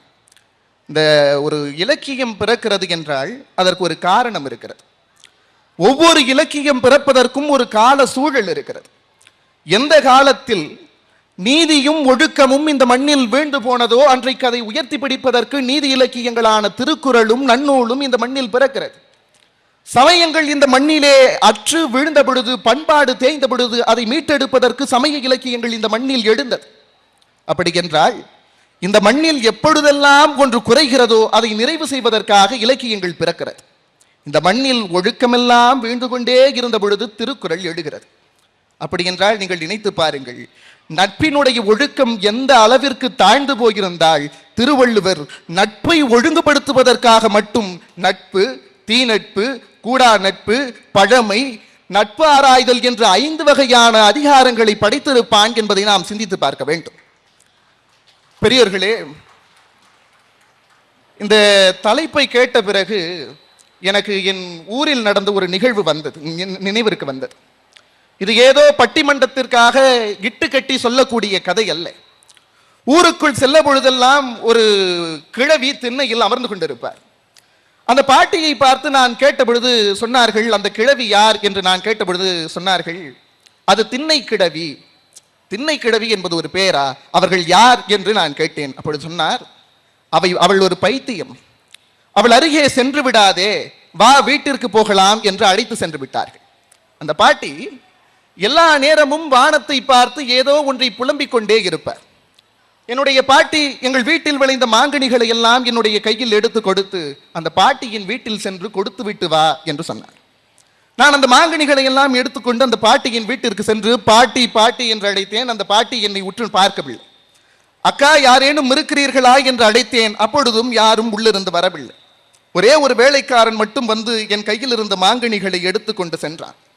அப்போது அந்த பாட்டி என்னுடைய கையை பிடித்து தலையை தடவி சொன்னாள், எனக்கும் உறவுக்காரர்கள் இருக்கிறார்கள், பேரர்கள் இருக்கிறார்கள் என்று. இந்த வலிமிகுந்த வார்த்தை அந்த பாட்டி ஏன் அப்படி சொல்லுகிறாள் என்ற ஒரு தாக்கத்தை எனக்கு ஏற்படுத்தி நான் என்னுடைய பாட்டியிடம் கேட்டேன். என் பாட்டி சொன்னாள், அவருக்கு 13 பிள்ளைகள். அந்த 13 பிள்ளைகளும் அந்த பாட்டியை காண வருவது கிடையாது, ஆதலாலேயே அவளுடைய மனநலமானது பாதிக்கப்பட்டிருக்கிறது என்று சொன்னார். இந்த வலிமிகுந்த வார்த்தை எனக்குள் வந்த பிறகு, ஓ, உறவென்றால் இவ்வளவுதானா என்ற ஒரு எண்ணமும் எனக்கு வந்தது. 2 நாள் கழித்து அந்த வீட்டின் முன்னால் மிகப்பெரிய கூட்டம். என்ன என்று விசாரித்த பொழுது, இவ்வளவு நாள் அந்த பாட்டியை பார்க்க வராத கடைசி மகன் அந்த பாட்டியை பார்க்க வந்திருக்கிறான் என்ற ஒரு செய்தி வந்தது. சென்று பார்த்தோம். அங்கே பார்க்க வந்த மகனானவன் தேம்பி தேம்பி அழுது கொண்டிருக்கிறான். அம்மா, உங்களை எல்லாம் உதறி தள்ளிவிட்டு போனேன். இத்தனை ஆண்டுகள் நண்பர்களோடே இருந்து பழகி வாழ்ந்து வந்தேன். நான் தொழிலில் சம்பாதித்த பணம் அனைத்தையும் இழந்து போனேன். என்னோடு தொழிலில் இருந்த நண்பர்கள் எல்லாம் என்னை ஏமாற்றி விட்டார்கள். நான் அனாதையாகி போனேன் என்று தன்னுடைய தாயின் முன்னால் அந்த 40 வயது மதிக்கத்தக்கவர் கதறி அழுத பொழுது அந்த பாட்டி திண்ணையிலிருந்து குதித்து இறங்கியவளாக சொன்னாள், டே பைத்தியக்காரா, எங்கே வந்து என்ன வார்த்தை பேசுகிறாய்? அங்காளி பங்காளி எல்லோரும் சுற்றி இருக்கின்ற ஊரில் வந்து அனாதை என்று பேசுகிறாயே, உனக்கு அறிவு இருக்கிறதா? செங்கேணி என்ன செத்தா போயிட்டா? அம்மா இருக்கண்டா, 89 வயதில் அம்மா இருக்கண்டா என்று சொல்லிவிட்டு தோட்டம் துறவு எல்லாம் இருக்கிறது, விற்று கடங்காரர்களின் மூஞ்சில் விட்டெறி என்று சொன்னால் அந்த கிழவி. நீங்கள் நினைத்து பாருங்கள், உற்ற நேரத்தில் உதவ வருவது நட்பு என்றால் அந்த நட்பால் வீழ்ந்து போகின்ற மனிதனை தூக்கி நிறுத்துவதும் கூட உறவாகத்தானே இருக்கிறது. 89 வயதில் ஒரு கிழவி நான் இருக்கிறேன் என்று சொல்லுகிறாள் என்றால் அந்த உறவினுடைய வலிமையை நாம் புரிந்து கொள்ள வேண்டும். இங்கே ஒரு அழகான கவிதை இருக்கிறது. அந்த கவிதையில் நீங்கள் என்னவோ நண்பர்கள் என்னோடு வருகிறார்கள், நண்பர்கள் என்னோடு இருக்கிறார்கள், நாங்கள் நண்பர்களோடு மகிழ்கிறோம் என்றெல்லாம் பேசிக் கொண்டிருக்கிறீர்கள். அந்த கவிதையினுடைய வழியை நீங்கள் புரிந்து பாருங்கள். கிழிந்த ஓலை குடிசையில் பெய்கின்ற கனத்த மழையில் தன் பிள்ளையினுடைய உடம்பு நனைந்துவிடக் கூடாது என்பதற்காக ஒரு தாய் தன் முதுகையே கூடாரமாக்குவாள். ஆனால் அப்பொழுதும் அந்த குழந்தை நனையும் அவளுடைய கண்ணீர் துளிகளால் என்று அந்த கதை முடியும். நீங்கள் எவ்வளவு கொடுமையான வாழ்க்கையை வாழ்ந்தாலும், சிறப்புமிக்க வாழ்க்கையை வாழ்ந்தாலும் கூட ஒரு தாயினுடைய உறவு நீங்கள் கீழே விடுகின்ற பொழுதெல்லாம் உங்களை தூக்கி நிறுத்துவதற்கு சமமாக இந்த உலகில் நீங்கள் வேறு எந்த உறவை சொல்லிவிட முடியும்? இந்த உலகத்தில் நண்பர்கள் எல்லோரும் கூத்தடிப்பதற்கும் உடனிருந்து மகிழ்வதற்கும் ஒன்றாக சேர்ந்து வந்து விடுகிறீர்கள். காதல் நேரத்தில் வீட்டை விட்டு ஓடுவதற்கு வந்து துணையாக நிற்பதன் பேர் உற்ற துணையா? அவனுக்கு அறிவுரை சொல்லி அவனை சரியான வழியில் செலுத்துவதுதானே உற்ற நட்பாக இருக்க முடியும். சொந்த பிள்ளைகளை இழப்பதற்கு நண்பர்கள் வழிவகுப்பதன் பேர் உற்ற நட்பு என்று சொல்வோமேயானால் அதை ஏற்றுக்கொள்ள முடியுமா பெரியவர்களே? நண்பர்கள் எல்லாம் அழைத்து கொண்டு சென்று மது அருந்துவதும் போதை பழக்கங்களுக்கெல்லாம் தங்களை ஆட்படுத்திக் கொள்வதும் இந்த மண்ணில் பெருகி கொண்டிருக்கிறது. அப்படி இந்த பழக்கங்களால் பாதிக்கப்பட்ட ஒருவர் தன்னுடைய 2 கிட்னிகளையும் இழந்து போகிறார். அப்போது நண்பர்கள் எல்லாம் சொல்லுகிறார்கள், டேய் ஏண்டா பழக்கம்தான் வச்சிருக்க, கொஞ்சம் பழக்கத்தை பார்த்து வச்சிருக்க கூடாதா? பழக்கி விட்டவனே இவன் தான், ஆனால் சொல்லுவது பழக்கத்தை பார்த்து வைத்திருக்க கூடாதா? உனக்காக நாங்கள் என்ன செய்ய முடியும்? பணம் தான் தர முடியும் என்ற பொழுது அந்த கணவனுடைய மனைவி சொல்லுகிறாள், இங்கே பாருங்கள், எவ்வளவு செலவானாலும் பரவாயில்லை, என்ன நடந்தாலும் பரவாயில்லை, என்னுடைய கிட்னியை எடுத்து என்னுடைய கணவனுக்கு பொருத்துங்கள் என்று சொன்னாலே அந்த பெண். அப்படி என்றால் உயிர் உற்ற நேரத்தில் உதவுவது மட்டுமல்ல, உடல் உறுப்பை தருவது மட்டுமல்ல, உயிரையும் கரைத்து தருவதுதான் உறவினுடைய தன்மை என்பதை சொல்லி இந்த மண்ணில் எழுந்த பழமொழிகள் எல்லாம் மாமன் துணையிருந்தால் மலையேறலாம் என்றும், தம்பி உடையான் படைக்கஞ்சான் என்றும், உறவின் துணைதான் உற்ற துணை என்பதை நிலைநிறுத்துகிறது என்று சொல்லி விடைபெறுகிறேன். நன்றி, வணக்கம். கடைசியாக இலக்கிய வீதி இனியவனுடைய பேத்தி யாழினி தன்னுடைய உரையை 10 மணித்துளிகளில் சுருக்கி வலிமையாக உரைப்பார். தலைமை முன்னிலை வகித்த சான்றோர் பெருமக்களுக்கும், முத்தமிழ் பேரவையின் உறுப்பினர்களுக்கும், நடுவர் ஐயா உள்ளிட்ட அறிவுசால் அவைக்கும் என் பணிவன்பான வணக்கம். நலம் நலமறிய ஆவல் என்று ஒரு ஒப்புக்கு சொல்லுவது உறவு. நலம் நலம் புரிய வரவா என அக்கறையாக கேட்பது நட்பு. தாய் தந்தையின் எச்சம் உறவு, வாழ்க்கையின் உச்சம் நட்பு. பெற்றவர்கள் பிள்ளைகள் தங்களை அடித்தளமாக்கிக் கொள்கிறார்கள் என்று சொன்னார்கள். அது பெற்றவர்களின் கடமை என்ற போதும் நாங்கள் அதை மறுக்கவில்லை. பெற்றவர்கள் பிள்ளைகளின் மதிப்பெண்களை எண்ண ஆரம்பித்து ஒரு மதிப்பெண் குறைந்தால் கூட அவர்களை ஏளனமாக பேசி, இழிவாக பேசி அவர்களை காயப்படுத்துவதன் பின்விளைவுதான் பிள்ளைகள் சம்பாதிக்க ஆரம்பித்தவுடன் பெற்றவர்களை பற்றி என்னவே மறந்து தங்கள் சம்பளத்தை மட்டும் எண்ணிக்கொண்டிருக்கிறார்கள். அதன் விளைவுதான் இன்று பெருகி வரும் முதியோர் இல்லங்கள். இதை யாராவது மறுக்க முடியுமா? உறவுகள் உதவி செய்திருந்தால் இன்று ஏன் பெற்றோர் முதியோர் இல்லங்களும் ஆதரவற்றோர் இல்லங்களும் இன்று பெருகி கொண்டு வந்திருக்கிறது. நல்லா படிச்சு பெரியவன் ஆகணும், ஃபாரின்ல போய் செட்டில் ஆயிடணும், நல்ல கை நிறைய சம்பாதிக்கணும்னு பெத்தவங்க தவறா போதிக்கிறதுனாலதான் அவங்களுக்கு உற்ற நேரத்துல உதவி செய்ய பிள்ளைங்க இருக்கிறது இல்ல. பெற்றவர்களின் இறுதி கடனை கூட ஸ்கைப்ல பார்த்து கடமையை முடிச்சுட்டு போயிடுறாங்க. இதுல எங்கெங்க உதவி செய்யறாங்க உற்றவங்க? அங்க கூட இருந்து எல்லாம் செய்யறது நட்பு தானே. உமா மகேஸ்வரி அம்மாவும் சரி, திருமாறன் அண்ணாவும் சரி, அம்மா அப்பான்னு ரொம்ப உணர்ச்சி பூர்வமா பேசிட்டு போயிட்டாங்க. எங்க அதெல்லாம் அவங்க கடமை. அதெல்லாம் செஞ்சாதான் அவங்க அம்மா அப்பா, இல்லைன்னா அவங்க சும்மாப்பா. பானையிலே சோறு இருந்தா பூனைகளும் சொந்தமடா, சோதனையை பங்கு வச்சா சொந்தமில்ல பந்தமில்லன்னு உறவினர்களோட ஒட்டுதல் இன்மைய எவ்வளவு அழகா நம்ம கவியரசு கண்ணதாசன் பாடிவிட்டு போயிருக்காரு. இதெல்லாம் பார்க்கும்போது எனக்கு சமீபத்துல படிச்ச ஒரு செய்தி ஞாபகத்துக்கு வருது. தினமணியில ஒரு 3 மாசத்துக்கு முன்பா ஒரு செய்தி வெளிவந்தது. இதெல்லாம் எதிரணியர் படிக்கலன்னு நினைக்கிறேன் நான். அதுல சென்னையின் விமான நிலையத்துல ஒரு வயசான பாட்டி உட்கார்ந்துட்டு இருக்காங்க வீல் சேர்ல. அவங்க ரொம்ப நேரமா பரபரப்பா ஏதோ தேடிக்கிட்டே இருக்காங்க. பக்கத்துல வந்தவங்களெல்லாம் கூப்பிட்டு ஏதோ கேட்குறாங்க. அவங்க எல்லாம் தெரியலன்ற மாதிரி கையை ஆட்டிட்டு போயிடுறாங்க. அங்க யாரையோ அழைக்க வந்திருந்த தினமணி அதிபர் ஒருத்தர் என்ன நடக்குது இங்கன்னு போய் அந்த அம்மா கிட்ட பேசுறாங்க. என்னம்மா ஆச்சு, யாரை தேடுறீங்கன்னு கேட்குறாங்க. அப்போ அந்த அம்மா சொல்றாங்க, நானும் என் பிள்ளையும் துபாய்க்கு போனோம். என் புள்ள உள்ள போய் ஏதோ கேட்டுட்டு வரேன்னு போனா, ஆனா ரொம்ப நேரம் ஆச்சு, இன்னும் வரவே இல்லை. அதை சொன்னோடனே சரின்னு அந்த நிருபர் என்ன பண்றாரு, நான் போய் கேட்டுட்டு வரேம்மா, உங்க பிள்ளையோட பேரும் சொல்லுங்க, எந்த ஊருக்கு போனோம், உங்க பேரெல்லாம் சொல்லுங்கன்னு கேட்டுட்டு போறாரு. அதை போய் விசாரிக்க போனவருக்கு ஒரே அதிர்ச்சி. அந்த போர்டிங் லிஸ்ட்ல அந்த அம்மாவோட பேரே இல்லை, அந்த பையனோட பேரு மட்டும்தான் இருந்தது. அதே மாதிரி அந்த பையனோட ஃப்ளைட்டு கிளம்பி ரொம்ப நேரம் ஆயிடுச்சு. இவருக்கு என்ன பண்றதுன்னே தெரியல. வெளியில வராரு. அந்த அம்மாவை பார்த்து, என்னம்மா ஏதாவது பிரச்சனையான்னு கேட்கிறாரு. இல்லப்பா, எனக்கு உடம்பு சரியில்லை, அதனால நான் என் வீட்டை வாடகைக்கு விட்டுட்டு நான் என் பிள்ளையோட போறேன், அவன் தான் என்னை கூட்டிட்டு போறேன்னு கூட்டிட்டு வந்திருக்கான் இங்கன்னு ரொம்ப சந்தோஷமா சொல்றாங்க. இப்ப அவருக்கு எப்படி இந்த செய்தியை சொல்றதுன்னே தெரியல. அவர் ஏதோ ஒரு அவசர வேலையா கிளம்பி இருக்காரு, நீங்க வாங்க வீட்டுக்கு கொண்டு போய் நான் விட்டுறேன்னு இந்த அம்மாவை கூட்டிட்டு போறாரு. அவரு வீட்டுக்கு போனோடனே தான் தெரிஞ்சது அந்த வீட்டை அவன் வாடகைக்கு விடலை, வித்துட்டே போயிட்டான்னு. இந்த அம்மாக்கு என்ன பண்றதுன்னே தெரியல. சரின்னு அவங்களோட உறவினர்களோட தொலைபேசி எண்ணெல்லாம் அந்த அம்மா தராங்க. ஒவ்வொரு உறவினர்களுக்கா இந்த அதிபர் கூப்பிட்டு பார்க்குறாரு. அவங்க எல்லாருக்குமே தெரிஞ்சது அந்த பையன் வித்துட்டான் அந்த வீட்டான்னு. அவங்க எல்லாம் சொல்றாங்க, ஏதாவது ஆசிரமத்தில் சேர்த்து விட்டுட்டு போயிடுங்க, எங்கள் வீட்டிலலாம் கொண்டு வந்து சேர்த்துறாதீங்கன்னு சொல்கிறாங்க. இதில் எங்கே உறவு வந்து உதவி செஞ்சதுன்னே எனக்கு தெரியலங்க.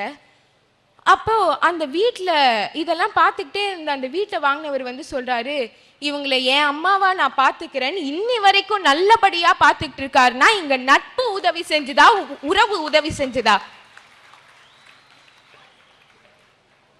இந்த ஆண்டு மருத்துவ கவுன்சிலிங் வந்தப்ப எல்லா செய்தித்தாளையும் வந்த ஒரு பரபரப்பான செய்தி தான் இது. நம்ம நாட்டில் இருக்க கோட்டா சிஸ்டம் பற்றி எல்லாருக்கும் தெரியும். நான் அதை பற்றி இங்கே பேச வரலை. ஆனால் இந்த செய்தியை நான் ஏன் பதிவு பண்ணுறேன்னா, அந்த இரு தோழிகளுக்கும் இடையே இருந்த நட்பின் ஆழத்தை பற்றி நான் சொல்லவே இந்த செய்தியை பதிவு செய்கிறேன். ஒரு எஃப்சி பொண்ணும் ஒரு எஸ்சி பொண்ணும் ஒரே மார்க் 198 கட் ஆஃப் மதிப்பெண் வச்சுருந்தாங்க. அவங்க 2 பேருமே அந்த ஃபர்ஸ்ட் கவுன்சிலிங் போகிறாங்க. அவங்க எல்லாருக்கும் தெரியும் எஃப்சிக்கு வந்து சீட்டு ரொம்ப கம்மின்னு. அதனால் அந்த எஸ்சி பொண்ணு அவளுக்கு கிடைச்ச சீட்டை அந்த எஃப்சி தோழிக்காக விட்டு தந்தானா அங்கே தோழியின் அந்த அன்பின் மகிமை எத்தனை பேருக்கு இருக்கும்? இப்படி எந்த உறவாவது உதவி செய்யுமா? அண்ணன் எப்ப சாவான் திண்ண எப்ப காலியாகும்னு ஊர்லலாம் ஒரு பழமொழி சொல்லுவாங்க. அப்படி எப்பதான் நம்ம விழுந்துடுவோம், இல்லை எப்படி நம்மளை வீழ்த்தி விடலான்னு காத்துக்கிட்டு இருக்கிறது தானே உறவு. எப்பதான் நம்ம நண்பர்களுக்கு உதவி செய்யலாம், எப்படி நம்மளுக்கு வாய்க்கும்னு காத்துக்கிட்டு இருக்கிறது தானே நட்பு. இதயத்தை தொலைச்சிக்கிட்டு சுவாசத்தை தேடுறது உறவு. இதயத்தையே இந்தான்னு தரதுதான் நட்பு. சமுதாயத்துல இன்னைக்கு திருநங்கைகளோட நிலைமை அங்கீகாரம் கொஞ்சம் கிடைச்சிக்கிட்டு வருது. இது கொஞ்சம் மகிழ்ச்சி தர செய்தி தான். ஆனாலும் அந்த திருநங்கைகளோட பெற்றவர்களும் உறவினர்களும் அவர்களை ஏளனம் செய்து வீட்டை விட்டு துரத்துகிறார்களே, இது எவ்வளவு வேதனைக்குரிய செய்தி. பரதநாட்டிய துறையில மிக புகழ்பெற்ற நர்த்தகி நடராஜ் அவங்க திருநங்கை. அவங்க ஒரு நேர்காணல்ல பதிவு பண்ண செய்தி தான் இது. என் தோழி திருநங்கை சக்தி பாஸ்கர் இல்லை என்றால் நான் இன்று பரதநாட்டியத்தில் சாதித்து இருக்க மாட்டேன். நான் அன்றே இறந்து போயிருப்பேன், அல்லது திருநங்கைகள் செய்யும் இழிவான தொழிலில் நான் ஈடுபட்டிருப்பேன் என்று பதிவு செய்கிறார்கள். அவர் இந்த உச்சத்துக்கு அடைந்த பின் அவரை விரட்டிவிட்ட உறவினரெல்லாம் என் உறவினர் என்று சொந்தம் கொண்டாடி கொண்டிருக்கிறார்களே, இங்கு உறவு உதவி செய்ததா, நட்பு உதவி செய்ததா? ஐயா, பச்சோந்தி ஒன்று தற்கொலை செஞ்சுக்க போச்சான். அப்ப சூசைட் நோட்டு எழுதிட்டு போய் செத்து போச்சான். அந்த சூசைட் நோட்ல அது என்ன எழுதி இருந்தது தெரியுமா? மனுஷங்களோட நிறம் மாத்திர போட்டி வச்சிருந்தாங்க, அதுல நான் தோத்துட்டேன் அதனால நான் செத்து போறேன்னு எழுதி இருந்துதான். இது உறவினர்களை பத்தி எழுதின மாதிரியே நான் பாக்குறேங்கயா. பிசிலாந்தையார், கோப்பெருஞ்சோழன், அவ்வை, அதியமான், கண்ணன், குசேலன், பாரி, கபிலர் என்று வரலாற்றின் பக்கங்கள் தோறும் இன்றும் நட்பின் மேன்மை பதிவு செய்துதான் இருக்கிறது. இன்னும் அது அழியவில்லை என்பதை எதிரணியினர் மறந்து போயிருக்கிறார்கள் என்று நான் கருதுகிறேன். உரிமையை கொண்டாடும் உறவை விட உறவை கொண்டாடும் நட்பே மேலானது. உறவு என்று சொல்லும் போது உறவினர்களை போலவே உதடுகளும் ஒட்டுவது இல்லை. நட்பு என்று சொல்லும் போது நண்பர்களை போலவே உதடுகளும் ஒட்டிக்கொள்கிறது என்று கூறி இந்த வாய்ப்பை எனக்கு வழங்கிய மதிப்பிற்குரிய பிரகாசம் ஐயா அவர்களுக்கும் விழா குழுவினருக்கும் இவ்வளவு நேரம் தாயன்போடு செவிமடுத்த அத்தனை நல் உள்ளங்களுக்கும் நன்றி பாராட்டி விடைபெறுகிறேன். நன்றி, வணக்கம்.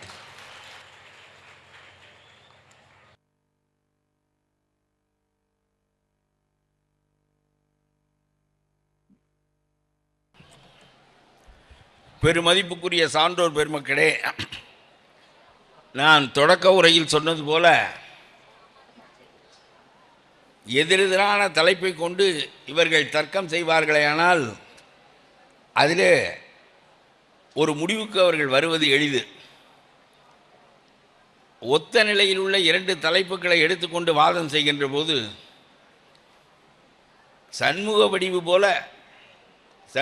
புலவர் சண்முக வடிவேல் போல ரொம்ப ஆழ்ந்த தேர்ந்த தெளிந்த புலவர்களே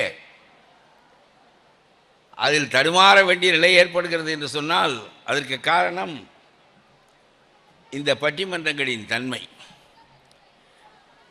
எப்படியெல்லாம் நண்பர்கள் உதவி செய்வார்கள் என்பதற்கு சுந்தரவல்லி சொல்லுகிறார். ஒரு பையன் ஒரு பெண்ணை விரும்பிவிட்டால் அந்த பெண்ணை அவர்களுடைய பெற்றோர் திருமணம் செய்து தர மறுத்தால் பையன்களெல்லாம் சேர்ந்து ஒரே தூக்கி விடுவோம் என்று கிளப்பி கொண்டு போய்விடுகிறார்கள். இவ்வளவு உதவியை யார் செய்ய முடியும்? பையன்கள் தானே செய்ய முடியும். உலகத்தில் நட்பு தான் சிறந்தது என்று சொல்கிறார்.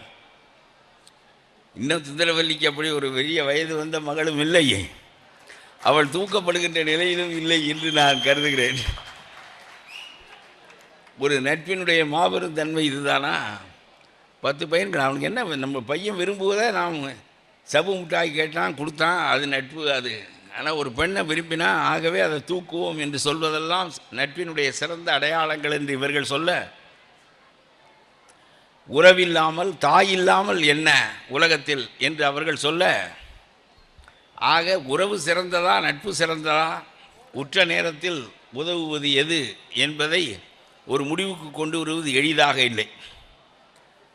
நான் உங்களுக்கு சொல்லுகின்றேன், ஒரு தலைப்பின் கீழே பேசி முடித்தால் எதிரே இருப்பவர்கள் நம்முடைய அணிக்கு வந்துவிட வேண்டும். ஒன்று இவர்கள் அணிக்கு அவர்கள் வர வேண்டும், அல்லது அவர்கள் அணிக்கு இவர்கள் வர வேண்டும். அப்படி இல்லாமல் அந்த விவாதம் முடியுமானால் அது நன்றாக விவாதிக்கப்படவில்லை என்று தான் எனக்கு தோன்றுகிறது. ஒரு சின்ன கதை சொல்லுகிறேன். அங்குலிமாலா என்று ஒருவன் இருந்தான். அவனுடைய குடும்பத்தை சேர்ந்தவர்களை வெட்டி கொன்று பழி தீர்த்து விட்டார்கள். ஒரு பெரும் கூட்டம் அந்த அங்குலிமாலாவினுடைய குடும்பத்தை சிதைத்தது. அங்குலிமாலா கோபம் கொண்டான். ஆகவே என்னுடைய வீட்டில் என்னுடைய தாயை, என்னுடைய தந்தையை, என்னுடைய குடும்பத்தை ஒழித்து கட்டிய இதற்கு பதிலாக 1க்கு 10 நான் பழி வாங்குவேன், 1க்கு 100 பழி வாங்குவேன். 10 பேர் என்னுடைய குடும்பத்தில் அழிந்து போனார்கள், அதற்கு மாறாக 10 பேருக்கு 100 பேர் என்கின்ற மடங்கில் நான் 1000 பேரை கொல்லுவேன். இந்த 1000 பேரை கொன்று இறந்து போனவர்களுக்கு நான் அமைதி தேடுவேன் என்று அங்குலிமாலா புறப்பட்டான். அவன் ரொம்ப வலிமையானவன், ரொம்ப ஆற்றலானவன், பெருவீரன், பரசுராமரை போன்றவன். ஆகவே அவன் புறப்பட்டு கொல்லத் தொடங்கிய போது 1000 பேரை கொல்வது என்று அவன் முடிவெடுத்த பிறகு, ஒருவனை கொன்ற பிறகு அவனை அழித்து விட்டு அவனுடைய ஒரு விரலை மட்டும் வெட்டி கொள்வான். அந்த ஒரு விரலை மாலையில் கோர்த்து கொள்வான். இப்படி ஒவ்வொருவரையும் கொல்லுகிற போது ஒரு விரலை வெட்டி ஒரு விரலுக்கு கீழே ஒரு விரல் என்று பூ தொடுப்பது போல தொடுத்து 1000 பேரை கொல்வது என்று முடிவெடுத்து ஒரு 500 200 100 பேரை கொன்ற பிறகு அந்த ஊரிலே எல்லாரும் பயந்து விட்டார்கள். அந்த ஊரே திரண்டு அங்குலிமாலாவை விரட்டி விட்டது. ஒரு ஊரை தனி ஒரு மனிதனாக அழிக்க முடியாது. அதனாலே அவன் காட்டுக்குள் போய் மலையிலே உட்கார்ந்து கொண்டான். இந்த வனத்தின் வழியாக, காட்டின் வழியாக யார் வருகிறார்களோ அவர்களை கொல்வது என்று அவன் முடிவெடுத்தான். அதற்கு பிறகு மக்கள் அந்த காட்டு வழியாக செல்வதற்கு அஞ்சினார்கள். ஏனென்றால் நம்முடைய உயிர் போய்விடும், அங்குலிமாலா அங்கே இருக்கிறான் என்று. இப்படி அவன் 999 பேரை கொன்று 999 விரல்களை மாலையாக கட்டி தன்னுடைய கழுத்தில் மாட்டிக்கொண்டிருந்தான். இன்னும் ஒரே ஒரு விரல் கட்டப்படுவதற்கு பாக்கி இருந்தது. அந்த ஒரு ஆள் யாராக இருக்க முடியும் என்று பல காலம் இவன் காத்து கொண்டிருக்கிறான். இப்பொழுது மக்கள் விழித்து கொண்டு விட்ட காரணத்தினால் யாருமே அந்த பகுதிக்கு வருவதில்லை. இவனுக்கு கடைசி ஆள் கிடைக்கவும் இல்லை, அந்த விரதத்தை முடிக்கவும் முடியவில்லை. இப்படி இருக்கிறபோது புத்தர் இந்த ஊருக்கு வந்து சேர்கிறார். புத்தனிடம் எல்லாரும் சொல்லுகிறார்கள், அங்குலிமாமா இருக்கிறான், 1000வது பேரை கொன்று தன்னுடைய விரதத்தை முடிப்பதற்காக காத்திருக்கிறான் என்று சொன்னவுடன் புத்தன் நான் அவனை பார்க்க வேண்டும் என்று சொல்கிறார். இவர்களெல்லாம் சொல்லுகிறார்கள், கடைசி ஆளுக்காக காத்து கொண்டிருக்கிறான், கடைசி விரல் புத்தருடைய விரலாக அமைந்து விடக்கூடாது. ஆகவே அவன் ஒரு அறிவில்லாத மூடன், அவன் உங்களையும் கொன்றுவிட்டு தன்னுடைய விரதத்தை முடித்துக் கொள்வான். ஆகவே நீங்கள் செல்ல வேண்டாம் என்று புத்தரிடம் சொல்லுகிறார்கள். புத்தர் கேட்கவில்லை. நான் அவனை பார்த்தே ஆக வேண்டும் என்று சொல்லிவிட்டு புறப்படுகிறார். பிக்குகள் பின்தங்கி விடுகிறார்கள், இவரோடு கூட வந்தவர்கள். அந்த ஒரு விரல் நம்முடைய விரலாக இருந்து விடக்கூடாது என்று எல்லாரும் தனித்து ஒதுங்கி விடுகிறார்கள். புத்தர் ஒருவராக மட்டும் அந்த மலையின் மீது ஏறி நடக்கிறார். அங்குலிமாமாவுக்கு ஆச்சரியமாக இருக்கிறது. கொஞ்சம் தூரத்திலிருந்து பருகிறான். யாரோ ஒரு மனிதர், மெலிந்த மனிதர் ஒருவர் மலையேறி வருவது இவனுக்கு வியப்பாக இருக்கிறது. இந்த பகுதியிலேயே யாரும் நடமாடுவதில்லையே, எவனோ ஒருவன் வெளியூர்காரன், வெளிநாட்டைச் சேர்ந்தவன், விவரம் புரியாமல் இந்த மலைக்கு வருகிறான், ஆகவே அவனை கொன்று நம்முடைய விரதத்தை முடித்துக் கொள்வோம் என்று சொல்லி புத்தர் காத்திருக்கிறார். அங்குலிமாலா காத்திருக்கிறான். இப்பொழுது மிரட்டினால் ஓடி விடுவான் அவன், கிட்டத்தில் வரட்டும் என்று தன்னுடைய இறைக்காக காத்திருக்கிறான் அங்குலிமாலா. கொஞ்சம் நெருங்கி கிட்டத்தில் வந்த பிறகு புத்தருடைய உருவம் அங்குலிமாலாவுக்கு தெரிகிறது. பாருங்கள், இவ்வளவு நேரம் தான் இருப்பது அவன் தெரிந்தால் புத்தன் ஓடி விடுவான் என்று அஞ்சியவன் தன் பக்கத்தில் புத்தன் வருகிறான் என்றவுடன் அங்குலிமாமா தவிக்கிறான். என்ன, இதுவரையிலும் நம்முடைய பேரை கேட்டு ஓடினார்கள், பிறகு இந்த காட்டிலேயே நடக்க அஞ்சினார்கள், இப்பொழுது ஒருவன் நம்மை நோக்கி வருகிறான், கிட்டத்தில் வருகிறான், 10 அடி தூரத்திற்கு வந்து விட்டான், அறிந்தே வருகிறான், இவன் அறியாமல் வருகிறவன் இல்லை, ஆனாலும் கூட நம்முடைய வீரத்தை அவனுக்கு காட்ட வேண்டும், அவன் நம்மை மதிக்காமல் நம்மை நெருங்கி வருவது நமக்கு குறைவாக இருக்கிறது என்று கருதி இவன் புத்தனை பார்த்து சொல்லுகிறான், whoever you may be, stop there என்று அங்குலிமாலா சொல்லுகிறான். நீ யாராக இருந்தாலும் சரி அங்கேயே நில், நான் யார் என்று உனக்கு தெரியாது, கடைசி மனிதனை கொல்வதற்காக நான் காத்திருக்கிறேன், ஆகவே நீ அங்கேயே நில் என்று சொல்லுகிறான். புத்தர் 2 வரியில் பதில் சொன்னார். Angulimala, I had stopped long ago,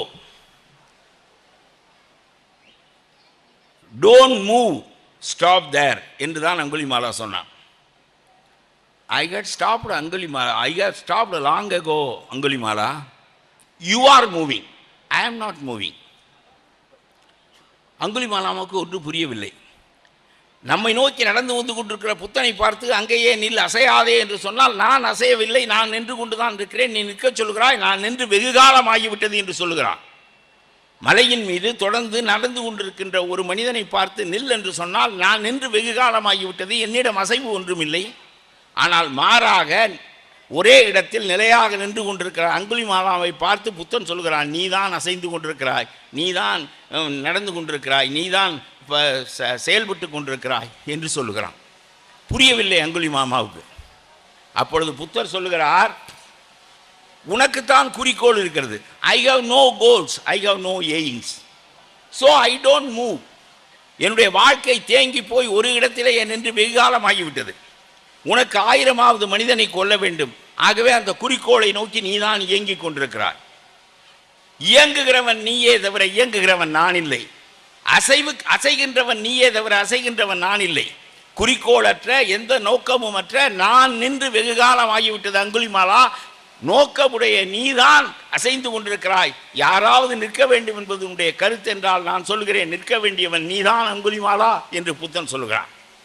சொன்னவுடன் கொலைகாரனாக இருந்த அங்குலிமாலா, அதில் இருக்கிற ஒரே ஒரு செய்தி, you have a goal, you have to murder the last man, so you are moving, I am not moving, I had stopped long ago என்று புத்தன் சொல்வது அங்குலிமாலாவினுடைய மனதை போய் தொடுகிறது. அவனுக்கு அந்த கருத்து தைத்து விட்டது. அப்பொழுது அங்குலிமாலா, இதுவரையிலும் கொலைகாரனாக இருந்தவன், 999 பேரை கொலை செய்தவன், இப்பொழுது குறிக்கோளற்ற நான் அசைவதில்லை, குறிக்கோளுடைய நீ அசைகிறாய், அந்த குறிக்கோள் கொலை செய்வதாக இருக்கலாம், வேறொன்றாக இருக்கலாம், ஆனால் உங்களுக்குத்தான் அசைவு இருக்கிறதே தவிர என்னிடம் இல்லை என்று சொன்னவுடன் அங்குலிமாலா, கொலைகாரனாக இருந்த அங்குலிமாலா பிக்குவாக மாறிவிடுகிறான். அதற்கு பிறகு புத்தரை பின்பற்றுகிறான். நான் சொல்லுகிறேன், ஒரு மனிதன் இன்னொரு மனிதனிடம் பேசினால் அவன் இந்த பக்கத்திற்கு வந்து பின்பற்ற ஆரம்பித்து விடுகிறான் என்று சொன்னால் அது வாதம். இவ்வளவு பெரிய வாதத்தை பண்ண புத்தரால் தான் முடியும். அவ்வளவு சிறப்பாக நுட்பமாக இந்த தலைப்புகளை எடுத்துக்கொண்டு எவ்வளவு வாதிட்டாலும் நான் உங்களுக்கு சொல்லுகின்றேன், எப்பொழுதும் வள்ளுவன் இது போன்றவற்றை நுணுகி ஆராய்வதில் வல்லவன். 1330 குறள் பாடினான், 133 அதிகாரங்களை பாடினான், வெவ்வேறு தலைப்புகளில் பாடினான். ஒரு மனிதன் வள்ளுவனிடம் வந்தான், ஐயா நீ பெரிய அறிஞர் என்று சொல்லுகிறார்கள், ஆனால் நீ பாட்டுக்கு ஏகப்பட்ட அறங்களை பாடியிருக்கிறாய், எல்லாவற்றையும் கடைப்பிடிக்க முடியாது, ஏதாவது ஒன்று கடைப்பிடிக்கிறேன், ஏதோ உன் மீது உள்ள மதிப்பினால் நீ எதை கடைப்பிடிக்க வேண்டும் என்று சொல் என்று சொன்னால் அவரவர் கட்சியை எடுத்து நிறுத்த பார்ப்பார்கள். வள்ளுவன் அவன் போக்குக்கு வருகிறான், வந்து சொல்லுகிறான், ஒன்றே ஒன்றுதான் கடைப்பிடிக்க முடியும் என்றால் என்னை விட்டு போய்விடாதே, ஒன்று சொல்லுகிறேன் உனக்கு, 1329 விட்டுவிடு, ஒரே ஒரு திருக்குறளை கடைப்பிடி. அந்த ஒரு திருக்குறள், ஒரு கருத்து சொல்லுகிறேன், அந்த ஒன்றோடு நீ கேட்டாய் ஒன்றை கடைப்பிடிப்பதாக, உனக்காக ஒன்று சொல்லுகிறேன், எனக்காக ஒன்று சொல்லுகிறேன், ரெண்டையும் சேர்த்து ஒரு வரியிலேயே சொல்லுகிறேன். உனக்காக அதை கடைப்பிடி, எனக்காக இதை கடைப்பிடி, அது செய்யக்கூடாதா என்றார். சரி சரி, இவ்வளவு பெரிய மனுஷன் இவ்வளவு கெஞ்சிற, அதனால நான் சொன்னதுக்காக ஒன்று சொல்லு, நீ விரும்புறதுக்காக இன்னொன்னையும் சேர்த்து கடைப்பிடிக்கிறேன், சரி சொல்லு அப்படின்னா. வள்ளுவன் சொன்னான், ஒன்றாக நல்லது கொல்லாமை. ஒரே ஒரு அறத்தை தான் கடைப்பிடிப்பேன் என்றால் எந்த உயிரையும் கொல்வதில்லை என்கின்ற அறத்தை கடைப்பிடி, அதோடு சேர்த்து பொய்யே சொல்வதில்லை என்ற அறத்தையும் கடைப்பிடி, போதும், மற்ற எல்லா அறங்களையும் தூக்கி வீசு என்று சொன்னார். ஒன்றாக நல்லது கொல்லாமை, மற்றதன் பின்சார பொய்யாமை நன்று என்று சொல்வார். இப்படி நுட்பமாக எல்லாவற்றையும் உள்ளடக்கி பேச வள்ளுவனை போன்ற அறிஞனால் தான் முடியும். எல்லா அறங்களையும் பெரிது பெரிது பெரிது பெரிது என்று பேசிக்கொண்டே வந்த வள்ளுவன் எல்லா அறங்களையும் தூக்கி கடலிலே வீசி இந்த ஒன்றை மட்டும் கடைப்பிடி என்று அதற்குள் உள்ளடக்க முடிகிறது என்று சொன்னால், எவன் கொல்லாமையை கடைப்பிடிக்கின்றானோ, எவன் வாய்மையை கடைப்பிடிக்கின்றானோ, அவன் வேறு எதையும் செய்யாவிட்டாலும் எல்லா அறங்களும் அதற்குள் அடங்கிவிடும். அத்தகைய நிலை நம்முடைய வாதங்களில் அமைய வேண்டும். நான் இப்பொழுது சொல்லுகிறேன், இந்த உறவை பற்றியும் நட்பை பற்றியும் என்னுடைய பார்வையிலிருந்து உங்களுக்கு சொல்லுகிறேன். நட்பு சிறந்ததா என்றால் சிறந்தது. உடுக்கை இழந்தவன் கைபோல் ஆங்கே இடுக்கண் களைவதாம் நட்பு என்று வள்ளுவன் சொல்லுகிறான். வேட்டி அவிழ்கின்ற போது அந்த ஞாபகத்தில் இல்லாத ஒருவன் அவன் வேறொன்றை பேசிக்கொண்டிருக்க அவனுடைய கை விரைந்து போய் அந்த வேட்டியை இழுத்து கட்டிக்கொள்வது போல, ஒரு நண்பன் இன்னொருவனுக்கு துயரம் வருகின்ற போது விரைந்து சென்று உதவ வேண்டும் என்று அவன் பேசுகிறான். ஆகவே உதவுவதற்கு, உற்றுளி உதவுவதற்கு, வேட்டி அவிழ்வதை விட உற்ற நேரம் வேற என்ன இருக்கிறது? வேட்டி அவிழ்கிற போது கை இவனை கேட்காமலே தானாக போய் அதை கட்டிவது போல ஒரு நண்பன் இவன் சொல்லாமலே வந்து உதவ வேண்டும். நட்பு அவ்வளவு சிறந்தது என்று வள்ளுவன் சொல்லுகிறான். உடுக்கை இழந்தவன் கைபோலாங்கே இடுக்கண் களைவதாம் நட்பு என்று. இதை இந்த பக்கத்தில் இருக்கிறவர்கள் யாரும் சொல்லவில்லை என்றாலும் நட்புக்காக சொல்லப்பட்ட மிகப்பெரிய குறள் அதுதான். அவ்வளவு சிறந்தது நட்பு. அது மாதிரி உங்களுக்கு சொல்லுகிறேன், மகாபாரதம் மாபெரும் விவாதம் என்று நான் ஒரு புத்தகம் எழுதினேன். அதில் கர்ணனை பற்றி எழுதுகின்ற போது குந்தி வருவாள். எப்படியோ குந்தி கர்ணனை முதல் மகனாக பெற்றிருந்தாள். அது குந்திக்கும் தெரியாது, கர்ணனுக்கும் தெரியாது. இப்பொழுது பாண்டவர்களுக்கும் துரியோதனர்களுக்கும் போர் நடக்கப் போகிறது.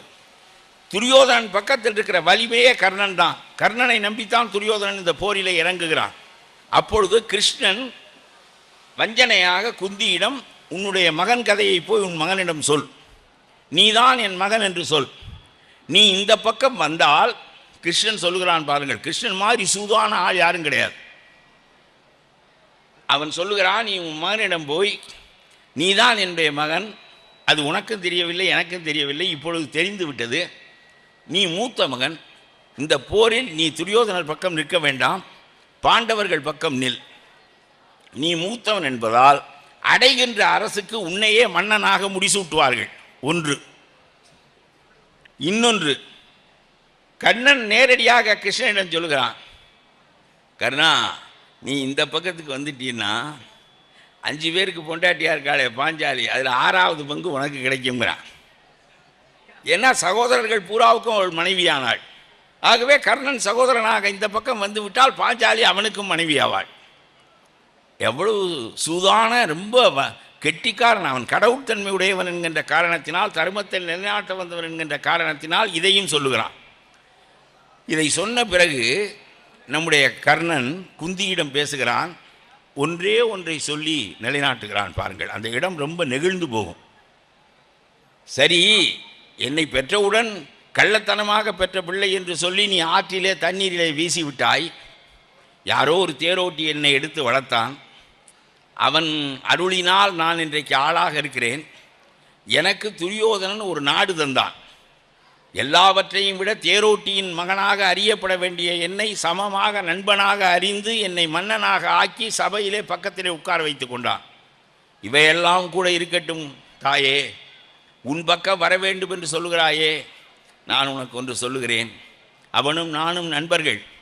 ஒரு நாள் துரியோதனனுடைய வீட்டிலே நடைபாதையிலே நடையிலே உட்கார்ந்து சொக்கட்டான் விளையாண்டு கொண்டிருந்தோம். துரியோதனனுடைய மனைவி அந்த பக்கம், நான் இந்த பக்கம். நண்பனின் மனைவி வெறும் நண்பன் இல்லை, துரியோதனன் பேரரசர். துரியோதனுடைய தயவிலே தான் அங்க தேசத்து மன்னனாக கர்ணன் ஆகியிருக்கிறான். ஆகவே நட்பு என்பது சம நட்பு இல்லை. ஆனாலும் கூட துரியோதனன் சம நட்பாக கருதி கர்ணனை நடத்துவான். இதிலே கர்ணன் ரொம்ப நெகிழ்வான். அதனால்தான் தனக்கு பதவி தந்த மன்னனாகிய துரியோதனன் மனைவியோடு சமமாக உட்கார்ந்து சொக்கட்டம் ஆடுகிறான் நம்முடைய கர்ணன். ஆடிக்கொண்டிருக்கிற போது வாசலை பார்த்து துரியோதனன் மனைவி அமர்ந்திருக்கிறாள். வாசலுக்கு முதுகை காட்டி கொண்டு கர்ணன் அமர்ந்திருக்கிறான். அப்பொழுது துரியோதனன் உள்ளே வந்து விட்டான். ஆகா, கணவன் வந்து விட்டானே என்று பதறி துரியோதனன் மனைவி எழுந்தாள். ஆட்டத்தில் பலவீனமான நேரத்தில் தோற்கப் போகிறோம் என்று அஞ்சி ஓட பார்க்கிறாயா என்று சொல்லி அந்த இடுப்பை பிடித்து உட்கார வைத்தான் கர்ணன். அவளுடைய இடுப்பில் கட்டப்பட்டிருந்த ஆபரணங்கள் அவிழ்ந்து முத்துக்களெல்லாம் சிதறி ஓடின. பதறி போய்விட்டாள் துரியோதனன் மனைவி. அவளை விட பதறி போய்விட்டான் கர்ணன். பக்கத்திலே வந்து துரியோதனன் நிற்கின்ற போது பேரரசனின் மனைவியை இடுப்பை பிடித்து அந்த மணியை சிதற செய்து விட்டோமே, அவனால் பதவி பெற்ற நாம், அவனால் மதிப்பு பெற்ற நாம், அவனுடைய மனைவியை இவன் ஆட்டத்தின் போக்கிலே தன்னை அறியாமல் அதை செய்து விட்டான். தோற்கப் போகிறோம் என்று எழுந்து ஓட பார்க்கிறாயா என்று இடுப்பு சீலையை பிடித்து விட்டான். அப்பொழுது துரியோதனன் கேட்கிறான், குந்தியிடம் சொல்லுகிறான் கர்ணன். துரியோதனன் கேட்கிறான், இந்த மணிகளை எடுக்கவா கோக்கவா என்று கேட்கிறான். தன்னுடைய மனைவியின் இடுப்பை பிடித்தானே என்பதல்ல, முத்துக்கள் முதிர்ந்து ஓடினவே என்பதல்ல, அதை எடுக்கவா கோர்க்கவா என்று துரியோதனன் கேட்கின்றான். அப்படியே நெகிழ்ந்து போகிறான் கர்ணன். இவ்வளவு சிறந்த நண்பனுக்கு செய்வதற்கு இந்த பிறப்பில் எனக்கு எதுவும் இல்லை, அவனுக்கு கொடுப்பதற்கு எனக்கு எதுவும் இல்லை. அவன் எனக்கு நாட்டை கொடுத்தான், நட்பை கொடுத்தான், மதிப்பை கொடுத்தான். அவன் மனைவியோடு நான் சமமாக இருந்து சூதாடுவதற்கான வாய்ப்பை கொடுத்தான். இவ்வளவையும் கொடுத்த அவனுக்கு நான் கொடுப்பதற்கு ஒன்றுமில்லை. என்னிடம் இருக்கிற உயிர் ஒன்றுதான் துரியோதனனுக்கு என்னால் கொடுக்க முடிந்த ஒன்று. துரியோதனின் நட்பின் பெருமையை கர்ணன் எடுத்துரைக்கின்றான். நட்புக்காக கர்ணன் வாழ்கிறான், கர்ணன் போரிடுகிறான், கர்ணன் சாகிறான். அந்த நட்பின் பெருமையை சொல்கிறேன். அதற்கு பிறகு கர்ணன் செத்து கிடக்கிறான். அதற்கு பிறகு அடுத்தடுத்த தளபதிகள், கடைசியாக துரியோதனனே அபிடேகம் செய்து கொண்டு போருக்கு தலைமை தாங்குகிறான். பாண்டவர்கள் கடைசியாக சொல்லுகிறார்கள், அந்த பெருந்தன்மை தர்மனுக்குத்தான் உண்டு. தர்மன் சொல்லுகிறான், துரியோதனா இப்பொழுதும் கூட கெட்டு போகவில்லை, நாம் பங்கிட்டு கொண்டு நாடாளலாம் என்று அவன் சொல்லுகிறான். சாக போகிறான் துரியோதனன். அந்த கட்டத்தில் தர்மன் சொல்லுகிறான், பங்கிட்டு கொண்டு வாழலாம் வா என்று சொல்லுகிறான். அப்பொழுது துரியோதனன் சொல்லுகிறான், இதை எப்பொழுது நீ சொல்வது, எப்பொழுது நான் கேட்பது? இந்த நாட்டை உன்னிடமிருந்து யாசகமாக பெற்று பங்கிட்டு கொண்டு வாழ்வதற்கு என்னுடைய நண்பர்கள் இல்லையே, என்னுடைய நண்பனான கர்ணன் இல்லையே, என்னோடு பிறந்த அண்ணன் தம்பிகள் இல்லையே, யாருமே இல்லை. நானாக ஆழ்வதற்கு எதற்கு இந்த நாடு? அதை நீயே வைத்துக்கொள், யாசகமாக பெறுவது துரியோதனுடைய இயல்பில்லை என்று சொல்லி கர்ணன் இல்லாத நாட்டை நான் யாரோடு சேர்ந்து ஆளப்போகிறேன் என்று சொல்லி மறுத்து விடுகிறான். நட்பின் மிகப்பெரிய நிலைக்களன் கர்ணன் துரியோதனுடைய நட்பு தான். அவ்வளவு சிறந்த நட்பு அது. இது வள்ளுவன் சொன்ன உடுக்கை இழந்தவன் கைபோலாங்க இடுக்கன் களைவதாம் நட்பு என்று மட்டும் சொல்லவில்லை. வள்ளுவன் இன்னொரு பெரிய திருக்குறள் ஒன்று சொல்லுவான், அவனோடு வாழ வேண்டும் அல்லது அவனோடு அழிய வேண்டும். அப்படி அழியவில்லை என்றால் அந்த நட்பினால் என்ன பயன் என்று சொல்லுவான். இவ்வளவு சிறந்தது நட்பு. அது ரொம்ப அபூர்வமானது. கோப்பரிஞ்சோழன் ஒரு மன்னன், பிசிராந்தையார் சாதாரணமான புலவர். பிசிராந்தையாரை நண்பன் என்று கோப்பரிஞ்சோழன் சொன்னான், கோப்பரிஞ்சோழன் நண்பன் என்று புலவன் சொன்னான். தன்னுடைய மக்களோடு சண்டை நடந்தது கோப்பரிஞ்சோழனுக்கு. இரண்டு மக்களும் உறவுக்கு மிக மோசமான எடுத்துக்காட்டு இதுதான். ரெண்டு மக்களும் தகப்பனை சிம்மாசனத்தை விட்டு இறக்கி விட்டு தாங்கள் ஆள வேண்டும் என்று விரும்பினார்கள். இவன் சாகவே மாட்டான் போல் இருக்கிறது, இவனை கீழே இறக்கி நாம் ஆள வேண்டும் என்று தகப்பனின் மீது போர் தொடுத்தார்கள். அப்பொழுது ஒரு புலவர் போய் சொல்லுகிறார், போர் தகப்பனுக்கும் மக்களுக்கும் நடக்கிறது. புலவர் சொல்லுகிறார், இரண்டு பேரும் வெற்றி பெற முடியாது, யாராவது ஒருவர் தான் வெற்றி பெறுவீர்கள். ஒருவர் வெற்றி பெற்றாலும் தோற்பது உங்களுடைய குடிதான், உங்களுடைய குடும்பம்தான். ஆகவே நீ மக்களிடம் இதை விட்டு விட்டு வெளியே வா என்று யோசனை சொன்னபோது சோழன் அதை கேட்டுக்கொண்டு வெளியே வருகிறான். இருவீர் வேரல் இயற்கையும் அன்று, ஒரு வீர் வேரல் இயற்கையும் அன்று, இருவீரும் வெல்ல முடியாது, ஆகவே நீ போரை விட்டுவிடு என்று சொன்னபோது இப்படி மக்களை பெற்றுவிட்டோமே என்று சோழன் வடக்கிருந்து உண்ணாமலே உயிர் துறக்கிறான். அவன் உண்ணாமலே இருந்து உயிர் துறந்து விட்டான். சோழனும் பிசிராந்தையாரும் ஒருவரையொரு சந்தித்து கொண்டதில்லை. சோழன் தன்னுடைய நண்பன் இறந்து விட்டான் என்கின்ற செய்தி கேட்டு பிசிராந்தையார் அங்கிருந்து வந்து மன்னன் இறந்த இடத்திற்கு பக்கத்தில் உட்கார்ந்து அவனும் உண்ணான் முன்பிருந்து உயிர் துறக்கிறான். பரிமேழகர் உணர்ச்சிதான் நட்பாம் கிழமை தரும் என்கின்ற திருக்குறளுக்கு எடுத்துக்காட்டாக இதை சொல்லுகிறார். ஒத்த நிலை, அதுதான் சிறந்த உணர்ச்சி. அந்த நிலை பெரும் நட்பை காட்டுகிறது என்று சொல்வார். நட்பு குறைவானது அல்ல. மகாபாரதத்திலும் சரி, ராமாயணத்திலும் சரி, நம்முடைய வாழ்க்கையிலும் சரி, நம்முடைய சுந்தரவல்லி சொன்ன காரியத்துக்கு மட்டும் நட்பு உதவுவது சரியா என்று எனக்கு தெரியவில்லை. நம்முடைய பையன் விரும்புகிற பெண்ணை அவருடைய வீட்டில் மணந்து கொள்ளவில்லை என்று சொன்னால் நம்ம 10 பையங்க சேர்ந்து அந்த பொண்ணை தூக்கி கொண்டே இவனோட விட்டுருவோம்டா என்று சொல்வதுதான் நட்பின் மிகச்சிறந்த காரியமா என்று எனக்கு தெரியவில்லை. ஆனாலும் கூட நட்பு ரொம்ப சிறந்தது. ஆனால் நட்பு ஒரு பக்கம் இருக்கட்டும், வாழ்வில் நட்பும் வேண்டும். நட்புத்தான் நமக்கு பலம். நல்ல வலிமையான நண்பனை பெற்றவனை யார் தோற்கடிக்க முடியும் என்று வள்ளுவன் கேட்பான். ஆனால் எல்லாவற்றுக்கும் மேலாக மிக பெரிய உறவுகள் பேசப்படுவதற்கு மிகப்பெரிய காரணம் உங்களுடைய வாழ்க்கை எங்கே தொடங்குகிறது. நீங்கள் எண்ணி பாருங்கள். உங்களுடைய வாழ்வில் நண்பன் பின்னால் வருகிறான், தாய் முன்னால் வருகிறார். அவள்தான் முதல் உறவு. அவள்தான் உங்களை பெறுகிறாள். அந்த பிள்ளை அறிந்த முதல் உறுப்பு பெண்ணின் தாயினுடைய மார்பகம். அதை பார்த்து கொண்டு பால் குடித்து பழகிய பிள்ளை மேலே நிமிர்ந்து நோக்கி அது அறிந்து கொண்ட முதல் முகம் தாயினுடைய முகம். அந்த பிள்ளையினுடைய முதல் உறவு தாய் தான். அந்த தாயின் வழியாக பிற உறவுகளை எல்லாம் கொள்ளுகிறாள். அந்த தாய் உலக உறவுகளிலேயே சிறந்த உறவு என்று எல்லாரும் சொல்வார்கள். கோழி குஞ்சுகளுக்காக வல்லூரோடு போராடுகிறது. ஒரு புலி, ஒரு மான்குட்டி, எதுவாக இருந்தாலும் தாயாக இருந்தால் தன்னுடைய குட்டிகளை காப்பாற்றுவதற்காக அது போராடுகிறது. இன்ஸ்டிங்க்ட். நான் சொல்லுகிறேன், நட்பு என்பது it is not an instinct, it is cultivated. ஆனால் தாய் பிள்ளை உறவு, குடும்ப உறவு, தட் இஸ் இன்ஸ்டிங்க்ட். கோழிக்கும் தெரிகிறது தன்னுடைய குஞ்சை காக்க வேண்டும் என்று. அதனுடைய இயல்பிலேயே அது கட்டப்பட்டிருக்கிறது. தாய்க்கு mother herself is a food for the child. அவளே உணவாக ஆகிறாள்.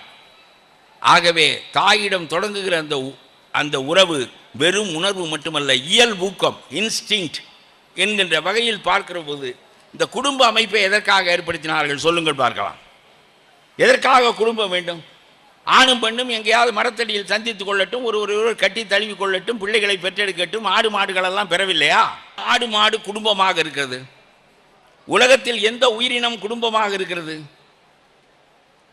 ஏன் நாம் மட்டும் ஒரு குடும்பத்தை உருவாக்கி கொண்டோம்? நீங்கள் எண்ணி பாருங்கள். பிள்ளை பெறுவதுதான் நோக்கம். பிள்ளை பெறுவது நம்முடைய பேரண்டல் இன்ஸ்டிங்க்ட் நம்மிடம் இருக்கிறது என்று சொன்னால் எப்படியோ பெற்றுவிட்டு போகிறோம். இதற்கு குடும்பம் ஒன்றே ஒன்றுக்காகத்தான். மனித வாழ்வு என்பது குடும்பம் என்கின்ற நிறுவனத்தில் கட்டப்படுகின்ற காரணத்தினாலே தான் மனித வாழ்க்கை இந்த அளவு நாகரிகமுடையதாக நிலை பெற்றதாக ஆக முடிகிறது.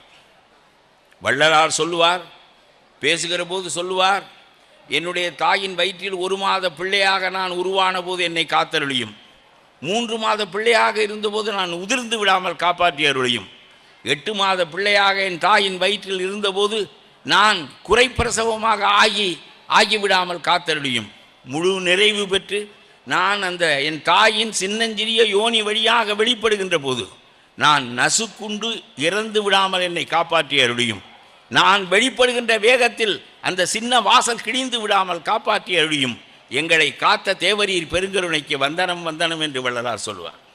எவ்வளவு பெரிய உறவு நிலை அது!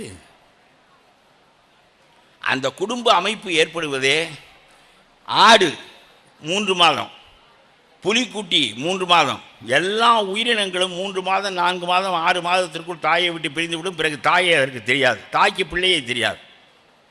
ஆனால் நாம் அப்படி அல்ல. ஒரு நிலையான கணவன் நிலையான மனைவி என்கின்ற அமைப்பு நமக்கு ஏற்படுவதற்கு மிகப்பெரிய காரணம் பிள்ளைகளை பாதுகாப்பாக வளர்க்க வேண்டும் என்பதற்காகத்தான். அந்த பிள்ளை பிறந்து அது தலை நிற்பதில்லை, பிறகு அதற்கு நடக்க வராது. அந்த பிள்ளையை கையை பற்றி கொண்டு தந்தை நடப்பான், அந்த பிள்ளை நடக்க பழகும். அந்த பிள்ளையை பள்ளிக்கு அழைத்து செல்வான், மெட்ரிகுலேஷன் பள்ளியில் படிக்க வைத்து அதை முதல் மாணாக்கனாக ஆக்குவான். பிறகு அதை வேலைக்கு பயிற்றுவிப்பான், தன்னுடைய தொழிலை கற்றுக் கொடுப்பான். 25 வருடம் பிள்ளையை நீங்கள் வளர்த்தால்தான் அந்த பிள்ளை நிற்கும். 25 வருடம் வளர்க்க வேண்டும். ஒரு பிள்ளை 25 வருடம் வளர்த்தால்தான் அது முழுமையடைகிறது. அதற்கு பிறகு இந்த பிள்ளை 25 ஆண்டுகள் வாழ்ந்ததே, இந்த பிள்ளைக்கு 60 வயது தகப்பனுக்கு ஆகின்ற போது இந்த தகப்பன் தள்ளாடி நடக்க ஆரம்பிப்பான். முதலில் அந்த பிள்ளை தள்ளாடி நடந்தது, தகப்பன் கைகளை பற்றி கொண்டு அதை நடத்தினான். பிறகு தகப்பன் தள்ளாடி நடக்கிறான், பிள்ளை பிள்ளையினுடைய தோளை பற்றி கொண்டு தகப்பன் நடக்கிறான். இப்பொழுது முன்பு தந்தையின் உதவி பிள்ளைக்கு தேவைப்பட்டது, இப்பொழுது பிள்ளையின் உதவி தந்தைக்கு தேவைப்படுகிறது. முதல் 25 ஆண்டு காலம் பிள்ளைகளை வளர்ப்பதற்கு குடும்ப அமைப்பு தேவைப்படுகிறது. பின் 25 ஆண்டு காலம் பெற்றோரை பேணுவதற்கு குடும்ப அமைப்பு தேவைப்படுகிறது. இந்த முன் 25 ஆண்டு காலமும் பின் 25 ஆண்டு காலமும் நம்முடைய வாழ்க்கைக்கு, ஒரு காலத்தில் நாம் வளர்த்த பிள்ளைகள் நம்மை தாங்குகின்றன, நாம் தாங்கி வளர்த்த பிள்ளைகள், இந்த 2 பேருக்கும் ஒரு நிலையான குடும்பம் வேண்டும் என்பதற்காகத்தான் குடும்பம் என்கின்ற நிறுவனமே உருவாக்கப்பட்டது. இல்லாவிட்டால் ஆணும் பெண்ணும் காமம் உருகிற போது கலவியை கொள்வது என்பது ரொம்ப சாதாரணமானது. குடும்ப அமைப்பு நிலையாக இருக்க வேண்டும். It is an institution. அது நிறுவனமாக ஆக்கப்பட்டு கணவன் மனைவி பிரியக்கூடாது, முறிந்து போகக்கூடாது என்று தமிழர்கள் அந்த வாழ்வை மேற்கொண்டதற்கு மிகப்பெரிய காரணம், முதிய வயதில் பெற்றோர் தாங்கப்படுவதற்கும் இளைய வயதில் பிள்ளைகள் வளர்க்கப்படுவதற்கும் இந்த குடும்பம் தான் பொறுப்பேற்றுக் கொள்ள முடியும் என்று கருதுகிற போது இந்த நட்பெல்லாம் எங்கு போய் நிற்கும்? இந்த உறவுக்கு முன்னால், இந்த குடும்ப அமைப்புக்கு முன்னால் என்ன நிற்க முடியும்? நட்பு ஒரு காலத்தில் வருகிற நட்பு, ஒரு காலத்தில் வருகின்ற உதவி, நிலையாக மனிதனுடைய வாழ்க்கைக்கு அந்த குடும்பம் இட் கிவ்ஸ் யூ செக்யூரிட்டி. அதனால் சொல்லுகின்றேன், ரொம்ப பெரிய அமைப்பு என்பது குடும்பம்தான். அந்த குடும்பம்தான் மனிதனுக்குள்ள முதல் உறவு. இந்த குடும்பங்கள் பல நிலைப்படுத்தப்பட்ட பிறகு அது ஒரு குழுவாக ஆகிறது, அது ஒரு இனமாக ஆகிறது, அது ஒரு தேசமாக ஆகிறது, எல்லாமாக ஆகிறது. ஆகவே குடும்ப அமைப்பை நீங்கள் தகர்த்து விடுங்கள், நிலையான தாய் தந்தை உறவை நீங்கள் தகர்த்து விடுங்கள், காட்டு மிராண்டிகளாக ஆகிவிடுவீர்கள். எப்படி விலங்குகள் முதிய வயதில், மாணிக்க வாசகர் சொல்லுவாரே, நொந்து போன மாடு நடக்க முடியாமல் தடுமாறுகின்ற முதுமையை பற்றி மாணிக்க வாசகர் பேசுவாரே, அதுபோல ஒவ்வொருவரும் முதுமையிலே சாவான். ஒவ்வொரு பிள்ளையும் வளர்ப்பதற்கும் அறிவூட்டுவதற்கும் குடும்ப அமைப்பு இல்லாத காரணத்தினாலே அந்த பிள்ளைகள் வளர்ச்சியற்று போய் காட்டுமிராண்டிகளாக ஆகிவிடும். ஒரு சமூகம் காட்டுமிராண்டித்தனமாக ஆவதற்கு குடும்ப அமைப்பை செய்தால் போதும். ஆகவே சொல்லுகிறேன், உறவுகளிலெல்லாம் மிகப்பெரிய உறவு தாய் உறவும் தந்தை உறவும் குடும்ப அமைப்பு தான். இதையும் வள்ளுவன் ரொம்ப நுட்பமாக பேதப்படுத்துவான். நம்முடைய புலவர் சண்முக வடிவேலன் சொன்னார், வாழ்க்கை துணைநலத்தை பற்றி சொன்னார். வள்ளுவன் அதை ரொம்ப பெரிதாக பேசுவான். வாழ்க்கையில் தாய்க்கு அடுத்தபடியாக வாய்த்த உறவு மனைவிதான். ஆனால் தாயையும் விட மிக தூக்குவான் மனைவியை. தாய் ஒரு காலத்திற்கு உதவியாக இருப்பாள், தந்தை இன்னொரு காலத்திற்கு உதவியாக இருப்பான், நண்பன் வேறொரு காலத்திற்கு உதவியாக இருப்பான். ஆனால் வாழ்க்கை முழுவதற்கும் துணையாக இருப்பவள் மனைவி என்று கருதிய காரணத்தினால் மனைவியை வாழ்க்கை துணை என்று சிறப்பித்தான் வள்ளுவன். அவள் வாழ்க்கை துணை, she is a life mate. திருமணமான அன்றிலிருந்து இவன் செத்து தலைமாட்டிலே உட்கார்ந்து அழுது இவனை தூக்கி விடுகின்ற காலம் வரையிலும் இவனுடைய ஏற்றத்தில் ஏறி இவனுடைய இரக்கத்தில் இறங்கி இவனுடைய இன்பத்தை பெருக்கி இவனுடைய துன்பத்தை சுருக்கி இவனுடைய வாழ்வே தன்னுடைய வாழ்வு என்று வாழ்கின்ற அவள்தான் வாழ்க்கை முழுவதற்கும் துணை என்று வள்ளுவன் திண்ணமாக கருதினான். தாய் சில காலம் நமக்கு துணை. 4 மகன்கள் நன்றாக இருந்தால் ஒரு மகன் கெட்டு போய்விட்டால் கெட்டுப்போனதை பற்றி வருத்தப்படுவாள், 3 மகன்களோடு வாழ்வாள். ஆனால் கணவன் சீரழிந்து போய்விட்டால் மனைவிக்கு வேறு துணை இல்லை, வேறு நாதி இல்லை, வேறு கதி இல்லை. ஆகவே உன்னுடைய வாழ்க்கையோடு முழுவதுமாக பிணைந்து உனக்கு துணையாக விளங்குகின்றவள் மனைவி என்கின்ற அடிப்படையில் வள்ளுவன் வாழ்க்கை துணை என்று பெண்ணை சிறப்பித்தான். ஆகவே சொல்லுகிறேன், நட்பு என்பது கர்ணன் துரியோதனன் நட்பை போல மிகச்சிறந்த நட்பாக உயிர் விடுகின்ற நட்பாக இருந்தாலும் கூட உறவு என்பது அடிப்படையில் அது கடமையாக்கப்படுகிறது. அதுதான் நாகரிகத்தின் அடிப்படை. ஆகவே ஒரு குடும்பமாக அமைந்து, தாய் தந்தையாக அமைந்து, பிள்ளைகள் வளர்ந்து, முதுமையில் பிள்ளைகள் பெற்றோரை பேணி, பிறகு ஒரு வாழ்க்கை துணைவி அமைந்து அவளை காதலுற்று அவளோடு மகிழ்ந்து இன்ப துன்பங்களை பகிர்ந்து கொண்டு வாழ்கின்ற வாழ்க்கை எல்லாமே உறவின் மேல் தான் கற்பிக்கப்பட்டிருக்கிறது என்பதை நாம் மறந்துவிடக்கூடாது. ஆகவே இந்த நட்பையெல்லாம் விட, எல்லா உறவுகளையும் விட, வள்ளுவனை போல் உள்ளடக்கி சொல்வது என்று சொன்னால், இந்த இன்ஸ்டிங்டாக இருக்கிற குடும்ப அமைப்பு, இன்ஸ்டிங்டாக இருக்கிற நம்முடைய மனைவி, இவள் தான் மிகச்சிறந்த உறவாக இருக்க முடிகிறது என்பதை சொல்லி, இன்னும் வேறொன்று சொல்லுகிறேன். ரொம்ப அதிசயமான ஒன்று, நீங்கள் எண்ணி பார்த்திருக்க மாட்டீர்கள்.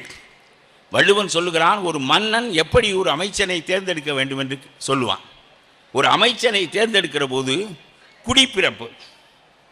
குடிப்பிறப்பு வேண்டும் என்று சொல்வான். அறிவுடையவனை, நேர்மையானவனை தேர்ந்தெடு என்று சொன்னால் எனக்கு புரிகிறது. இந்த மந்தாரின் என்கின்ற சீன முறையிலிருந்து வெள்ளைக்காரன் கற்றுக்கொண்டு இந்த நம்முடைய பியூரோக்ரஸியை கட்டியமைத்தான். இப்பொழுது நாம் வைத்திருக்கிற செக்ரட்டரியேட் என்று சொல்லுகின்ற செயற்களம் இருக்கிறது, அதிகாரிகளுடைய செயற்களம், இதெல்லாம் வெள்ளைக்காரன் மூலமாக நமக்கு வந்தது. ஆனால் வள்ளுவன் ஒருவனை தேர்ந்தெடுக்க சொல்லுகின்ற போது ஒரு அமைச்சன் எந்த தகுதியுடையவனாக இருக்க வேண்டும் என்பதற்கு அவன் இலக்கணம் சொல்லுகிறான். அறிவுடையவனை தேர்ந்தெடு, செயல்திறன் உடையவனை தேர்ந்தெடு, நன்றி உடையவனை தேர்ந்தெடு என்றெல்லாம் சொன்னால் எனக்கு புரியும். ஆனால் அவன் சொல்லுகிறான், எவனுக்கு நல்ல குலம் இல்லையோ, எவன் நல்ல உறவினர்களை பெற்றவனாக இல்லையோ, எவனுக்கு உறவினர்களே இல்லையோ, அவனை அமைச்சனாக தேர்வு செய்யாதே, அவன் பழிக்கு நாணமாட்டான் என்று சொல்லுகிறான்.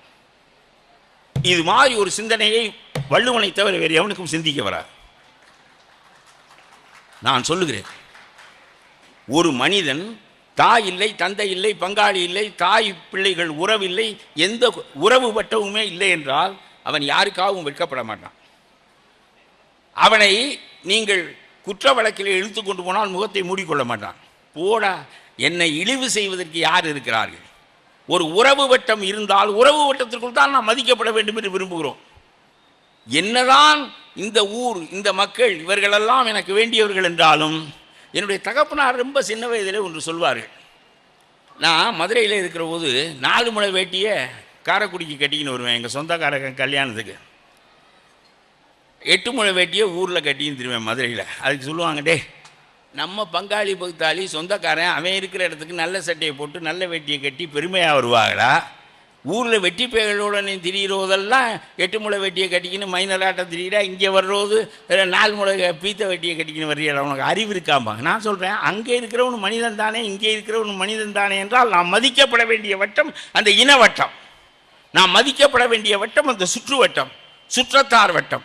அதனால் எவனுக்கு சுற்றத்தார் இல்லையோ, எவனுக்கு சிறந்த இனம் இல்லையோ, எவனுக்கு நெருங்கிய உறவு இல்லையோ,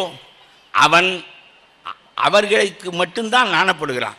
அவனுக்கு நம்ம பெரிய மகனுக்கு தெரிஞ்சு போயிடும் நம்ம களவாணி பையன்னு அப்படின்னு தெரிஞ்சால் நாணம் வரும். பெரிய பொண்ணும் கிடையாது, சித்தப்பனும் கிடையாது, நம்ம அமெரிக்காவில் எங்கேயோ இருக்கோம், எவனுக்கு இது தெரியாதுறான்னா அவனுக்கு வெக்கம் வராது. இதை வள்ளுவன் நுட்பமாக கண்டறிந்து, அதனால் யார் இனம் இல்லாதவனோ, யார் சுற்றம் இல்லாதவனோ அவன் பழிக்கு நாண மாட்டான். பழிக்கு நாணாதவனை நீ அமைச்சனாக தேர்வு செய்தால் உன்னுடைய அரசு நாசமாகும். ஆகவே அத்தகையவனை தேர்வு செய்யாதே என்று சொல்வார். அப்படியானால் நீங்கள் எண்ணி பாருங்கள், நட்பெல்லாம் இருக்கட்டும், வரட்டும், போகட்டும், உங்களுடைய சுற்றத்தை வைத்துத்தான் நீங்கள் மதிக்கப்படுகிறீர்கள். உங்களுடைய சுற்றம்தான் உங்களை நாணமுடைய மனிதனாக ஆக்குகிறது. மனிதன் என்பதற்கு இலக்கணம் கேட்டபோது he is a laughing animal என்று ஒருவன் சொன்னான், he is a rational animal என்று இன்னொருவன் சொன்னான். வள்ளுவன் மட்டும்தான் நாணப்படுகின்றவன் தான் மாந்தன் என்று சொன்னான். நாணம்தான் மனிதனுக்கான இலக்கணம் என்று சொன்னான். பெண் நாணுவது நாணம் அல்ல என்று சொன்னான். ஆண் பழிக்கு நாணுகிறானே அந்த நாணம்தான் நாணம் என்று சொன்னான். பெண் நாணுகிற நாணத்தை அவன் ஒப்புக்கொள்ளவில்லை. ஆகவே இந்த நாணம் யாருக்கு வருகிறது என்றால் சுற்றத்தாருக்கிடையே வாழ்கின்றவனுக்கு வருகிறது, குடும்பத்தோடு வாழ்கின்றவனுக்கு வருகிறது, மனைவி மக்களோடு இருக்கின்றவனுக்கு வருகிறது. மனைவி மதிக்க மாட்டாளே. நம்முடைய சுந்தரவல்லி சொன்னார், ஒரு பேச்சுக்கு சொன்னார், இல்லானை இல்லாளும் வேண்டாள், மற்ற ஈன்றெடுத்த தாய் வேண்டாள், செல்லாது அவன் வாயிற் சொல். அதெல்லாம் விதிவிலக்காக இருப்பவற்றை பேசினால் இந்த பக்கத்திற்கும் பேசலாம், அந்த பக்கத்திற்கும் பேசலாம். எந்த இல்லானையும் இல்லாள் வேண்டுவதில்லை.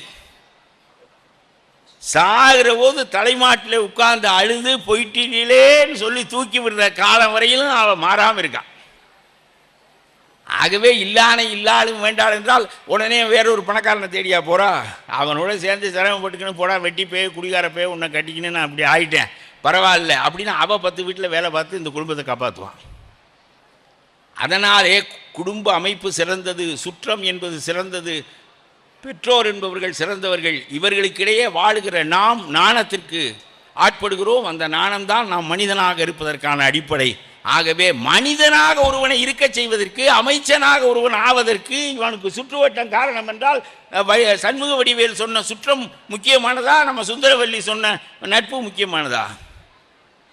அவர் வாட்டுக்கு சும்மா சொல்லிட்டு போய் எல்லாம் பிள்ளைய பூரா உட்காந்துருக்கு, இந்த பைய காதலிச்சான்னா வீட்டில் ஒத்துக்கலைன்னா அந்த பொண்ணை தூக்குறதுக்கு 10 பேர் கிளம்பிடுவாங்கன்னா, இதுதான் நட்பினுடைய இலக்கணமாக இது கேட்கிறேன். வேடிக்கையாக நாம் பேசுவதற்கு பட்டிமன்றங்கள் பழக்கப்படுத்தப்பட்டு விட்ட காரணத்தினாலே பல சமயங்களில் சிறந்த செய்திகள் மாறுதலாக அமைந்து விடுகின்றன. கடைசியாக ஒரே ஒரு செய்தியை மட்டும் சொல்லிவிட்டு விடைபெற வேண்டும் என்று விரும்புகிறேன். எந்த ஒன்றும் தப்பான செய்திகளும் கூட உறுதிப்படுத்தப்படுகின்றன. மூன்றாம் குலோத்துங்க சோழன் என்று ஒருவன் இருந்தான், ஒரு பார்ப்பனன் இருந்தான். அவன் பகையின் காரணமாக இன்னொருவனை கொலை செய்து விட்டான். உடனே குலோத்துங்கன் என்ன செய்தான், பார்ப்பனனை சபைக்கு அழைத்தான். நீ கொலை செய்து விட்டாய், ஆகவே உனக்கு நான் கொலை தண்டனை விதிக்கிறேன் என்று சொல்லி அவனுக்கு கொலை தண்டனை விதித்து விட்டான். கொலை தண்டனை விதித்த பிறகு அந்த பார்ப்பனன் ஒருவனை குலோத்துங்கன் கொன்று விட்ட காரணத்தினாலே பார்ப்பன தோஷம், பிரமகத்தி தோஷம் இவனை பிடித்து கொண்டதான். 3ஆம் குலோத்துங்கன் நிம்மதி இல்லாமல் போனான். எந்த ஊருக்கு போனாலும் இந்த பார்ப்பனனுடைய ஆவி அவனை தொடர்ந்து வருகிறது. கடைசியிலே திரிபுவனத்திலே போய் அவன் ஒரு கோவிலை கட்டினான், சிவன் கோவிலை. அதற்கு பிறகு அந்த பார்ப்பனன் துன்புறுத்துவது, அந்த ஆவி துன்புறுத்துவது நின்றது என்கின்ற செய்தி வரலாற்றிலே இருக்கிறது. நான் கேட்கிறேன், 3ஆம் குலோத்துங்கன் செய்தது என்ன பிழை? நீ கொன்றது சூத்திரனாக இருந்தாலும் அது ஒரு உயிர். அந்த உயிரை கொன்ற பார்ப்பனன் எவனாக இருந்தாலும் அவன் கொலை குற்றவாளி, அவன் தூக்கிலே தொங்கவிடப்படுவது நியாயம். All are equal before law. மன தர்மம் உனக்கு மேலான நிலையை வைக்கிறது. பார்ப்பனன் கொலை செய்தால் அபராதம் மற்றும் விதிக்க வேண்டும், சூத்திரன் கொலை செய்தால் தூக்கில் தொங்கவிட வேண்டும் என்ற நியாயத்தை குலோத்துங்கன் நிலைநாட்ட முயன்று நிலைநாட்ட முடியாமல் தோற்று கடைசியிலே சிவன் கோவில் கொட்டி சரி பண்ணி கொண்டான் என்கின்ற செய்திகளெல்லாம் மக்களுக்கு தவறான செய்திகளை, தவறான சிந்தனைகளை உண்டாக்கக்கூடியவை. ஆகவே எந்த நூல் தவறானதோ, எந்த சிந்தனை தவறானதோ அது நம்மிடையே வளராமல் இருப்பதற்குத்தான் நாம் அறிவை பெறுகிறோம்.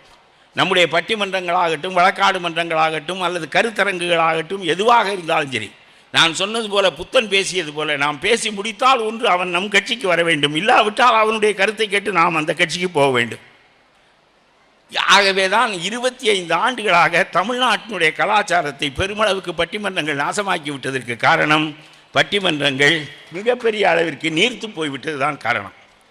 அதற்கு டிவியில் வேற ரொம்ப பெரிய இடத்தை கொடுக்குறானா, அதை அவன் 10 பேர் கைதட்டினா 100 பேர் கைதட்டுறா, வேற பெருக்கி காட்டுறானா. இவையெல்லாம் என்ன ஆகிறது? இந்த நாட்டை பெரியார் மாற்றி அமைத்தார், சிந்தனையால் மாற்றி அமைத்தார். அண்ணா மாற்றி அமைத்தார். புலவர்கள் மட்டத்தில் சுருங்கி போயிருக்க வேண்டிய தமிழை மக்கள் மட்டத்திற்கு கொண்டு வந்து நாட்டை மாற்றி அமைத்தார். ஒரு மனிதனுடைய பிறப்பு, ஒரு மனிதனுடைய பேச்சு, ஒரு மனிதனுடைய எழுத்து மாற்றி அமைப்பதற்கு பயன்பட வேண்டும். பயன்படவில்லை என்று சொன்னால் அவன் வெட்டியாக கத்துவது வீணானது என்று சொல்லி, ஆனால் ஒரு பெரிய சிறந்த கருத்தை எடுத்து வைத்து கொண்டு நாம் அலசி இருக்கிறோம். இது ரெண்டும் நேர் எதிரானது அல்ல. ஆகவே பட்டிமன்றத்திற்குரியது அல்ல. எந்த ஒரு கருத்துக்கும் ஒரு சுபக்கம் இருக்க வேண்டும், இன்னொரு பரபக்கம் இருக்க வேண்டும். இந்த தலைப்புகள் அத்தகைய நிலைக்குள் ஆட்படுகின்ற தலைப்புகள் இல்லை. ஆகவே நட்பு சிறந்ததில்லை என்றும் என்னால் சொல்ல முடியாது, உறவு சிறந்தது என்றும் சொல்ல முடியாது. ஆனால் வள்ளுவன் சொல்வது போல ஒன்றுக்குள் ஒன்றை உள்ளடக்கி சொல்வது என்ற முடிவுக்கு வருகின்ற போது, அவன் எப்படி ஒன்றாக அல்லது கொல்லாமை என்பதற்குள் எல்லாவற்றையும் அடக்கினானோ, அதுபோல நானும் உறவு என்கின்ற வட்டத்திற்குள் எல்லாவற்றையும் அடக்கி, எல்லா உறவுகளிலும் மேலான உறவுதான் நட்பு. தாய் தான், தந்தை தான், குடும்பம்தான், சின்ன சுற்றத்தார் வட்டம்தான். அந்த வட்டம்தான் நாணுதலுடைய மனிதனாக நம்மை ஆக்குகிறது, நாணம்தான் நம்மை மனிதனாக ஆக்குகிறது. ஆகவே வள்ளுவன் சொன்ன அடிப்படையில் எல்லாவற்றுக்குள் அடங்குவது என்ற அடிப்படையில் இந்த சுற்றத்திற்குள் எல்லாம் அடங்குகிற காரணத்தினாலே சுற்றம்தான் மிகச்சிறந்த உறுதுளி உதவுகின்ற, எல்லாவற்றுக்கும் துணையாக இருக்கின்ற அமைப்பு என்று சொல்லி உங்களிடமிருந்து விடைபெறுகின்றேன். வணக்கம்.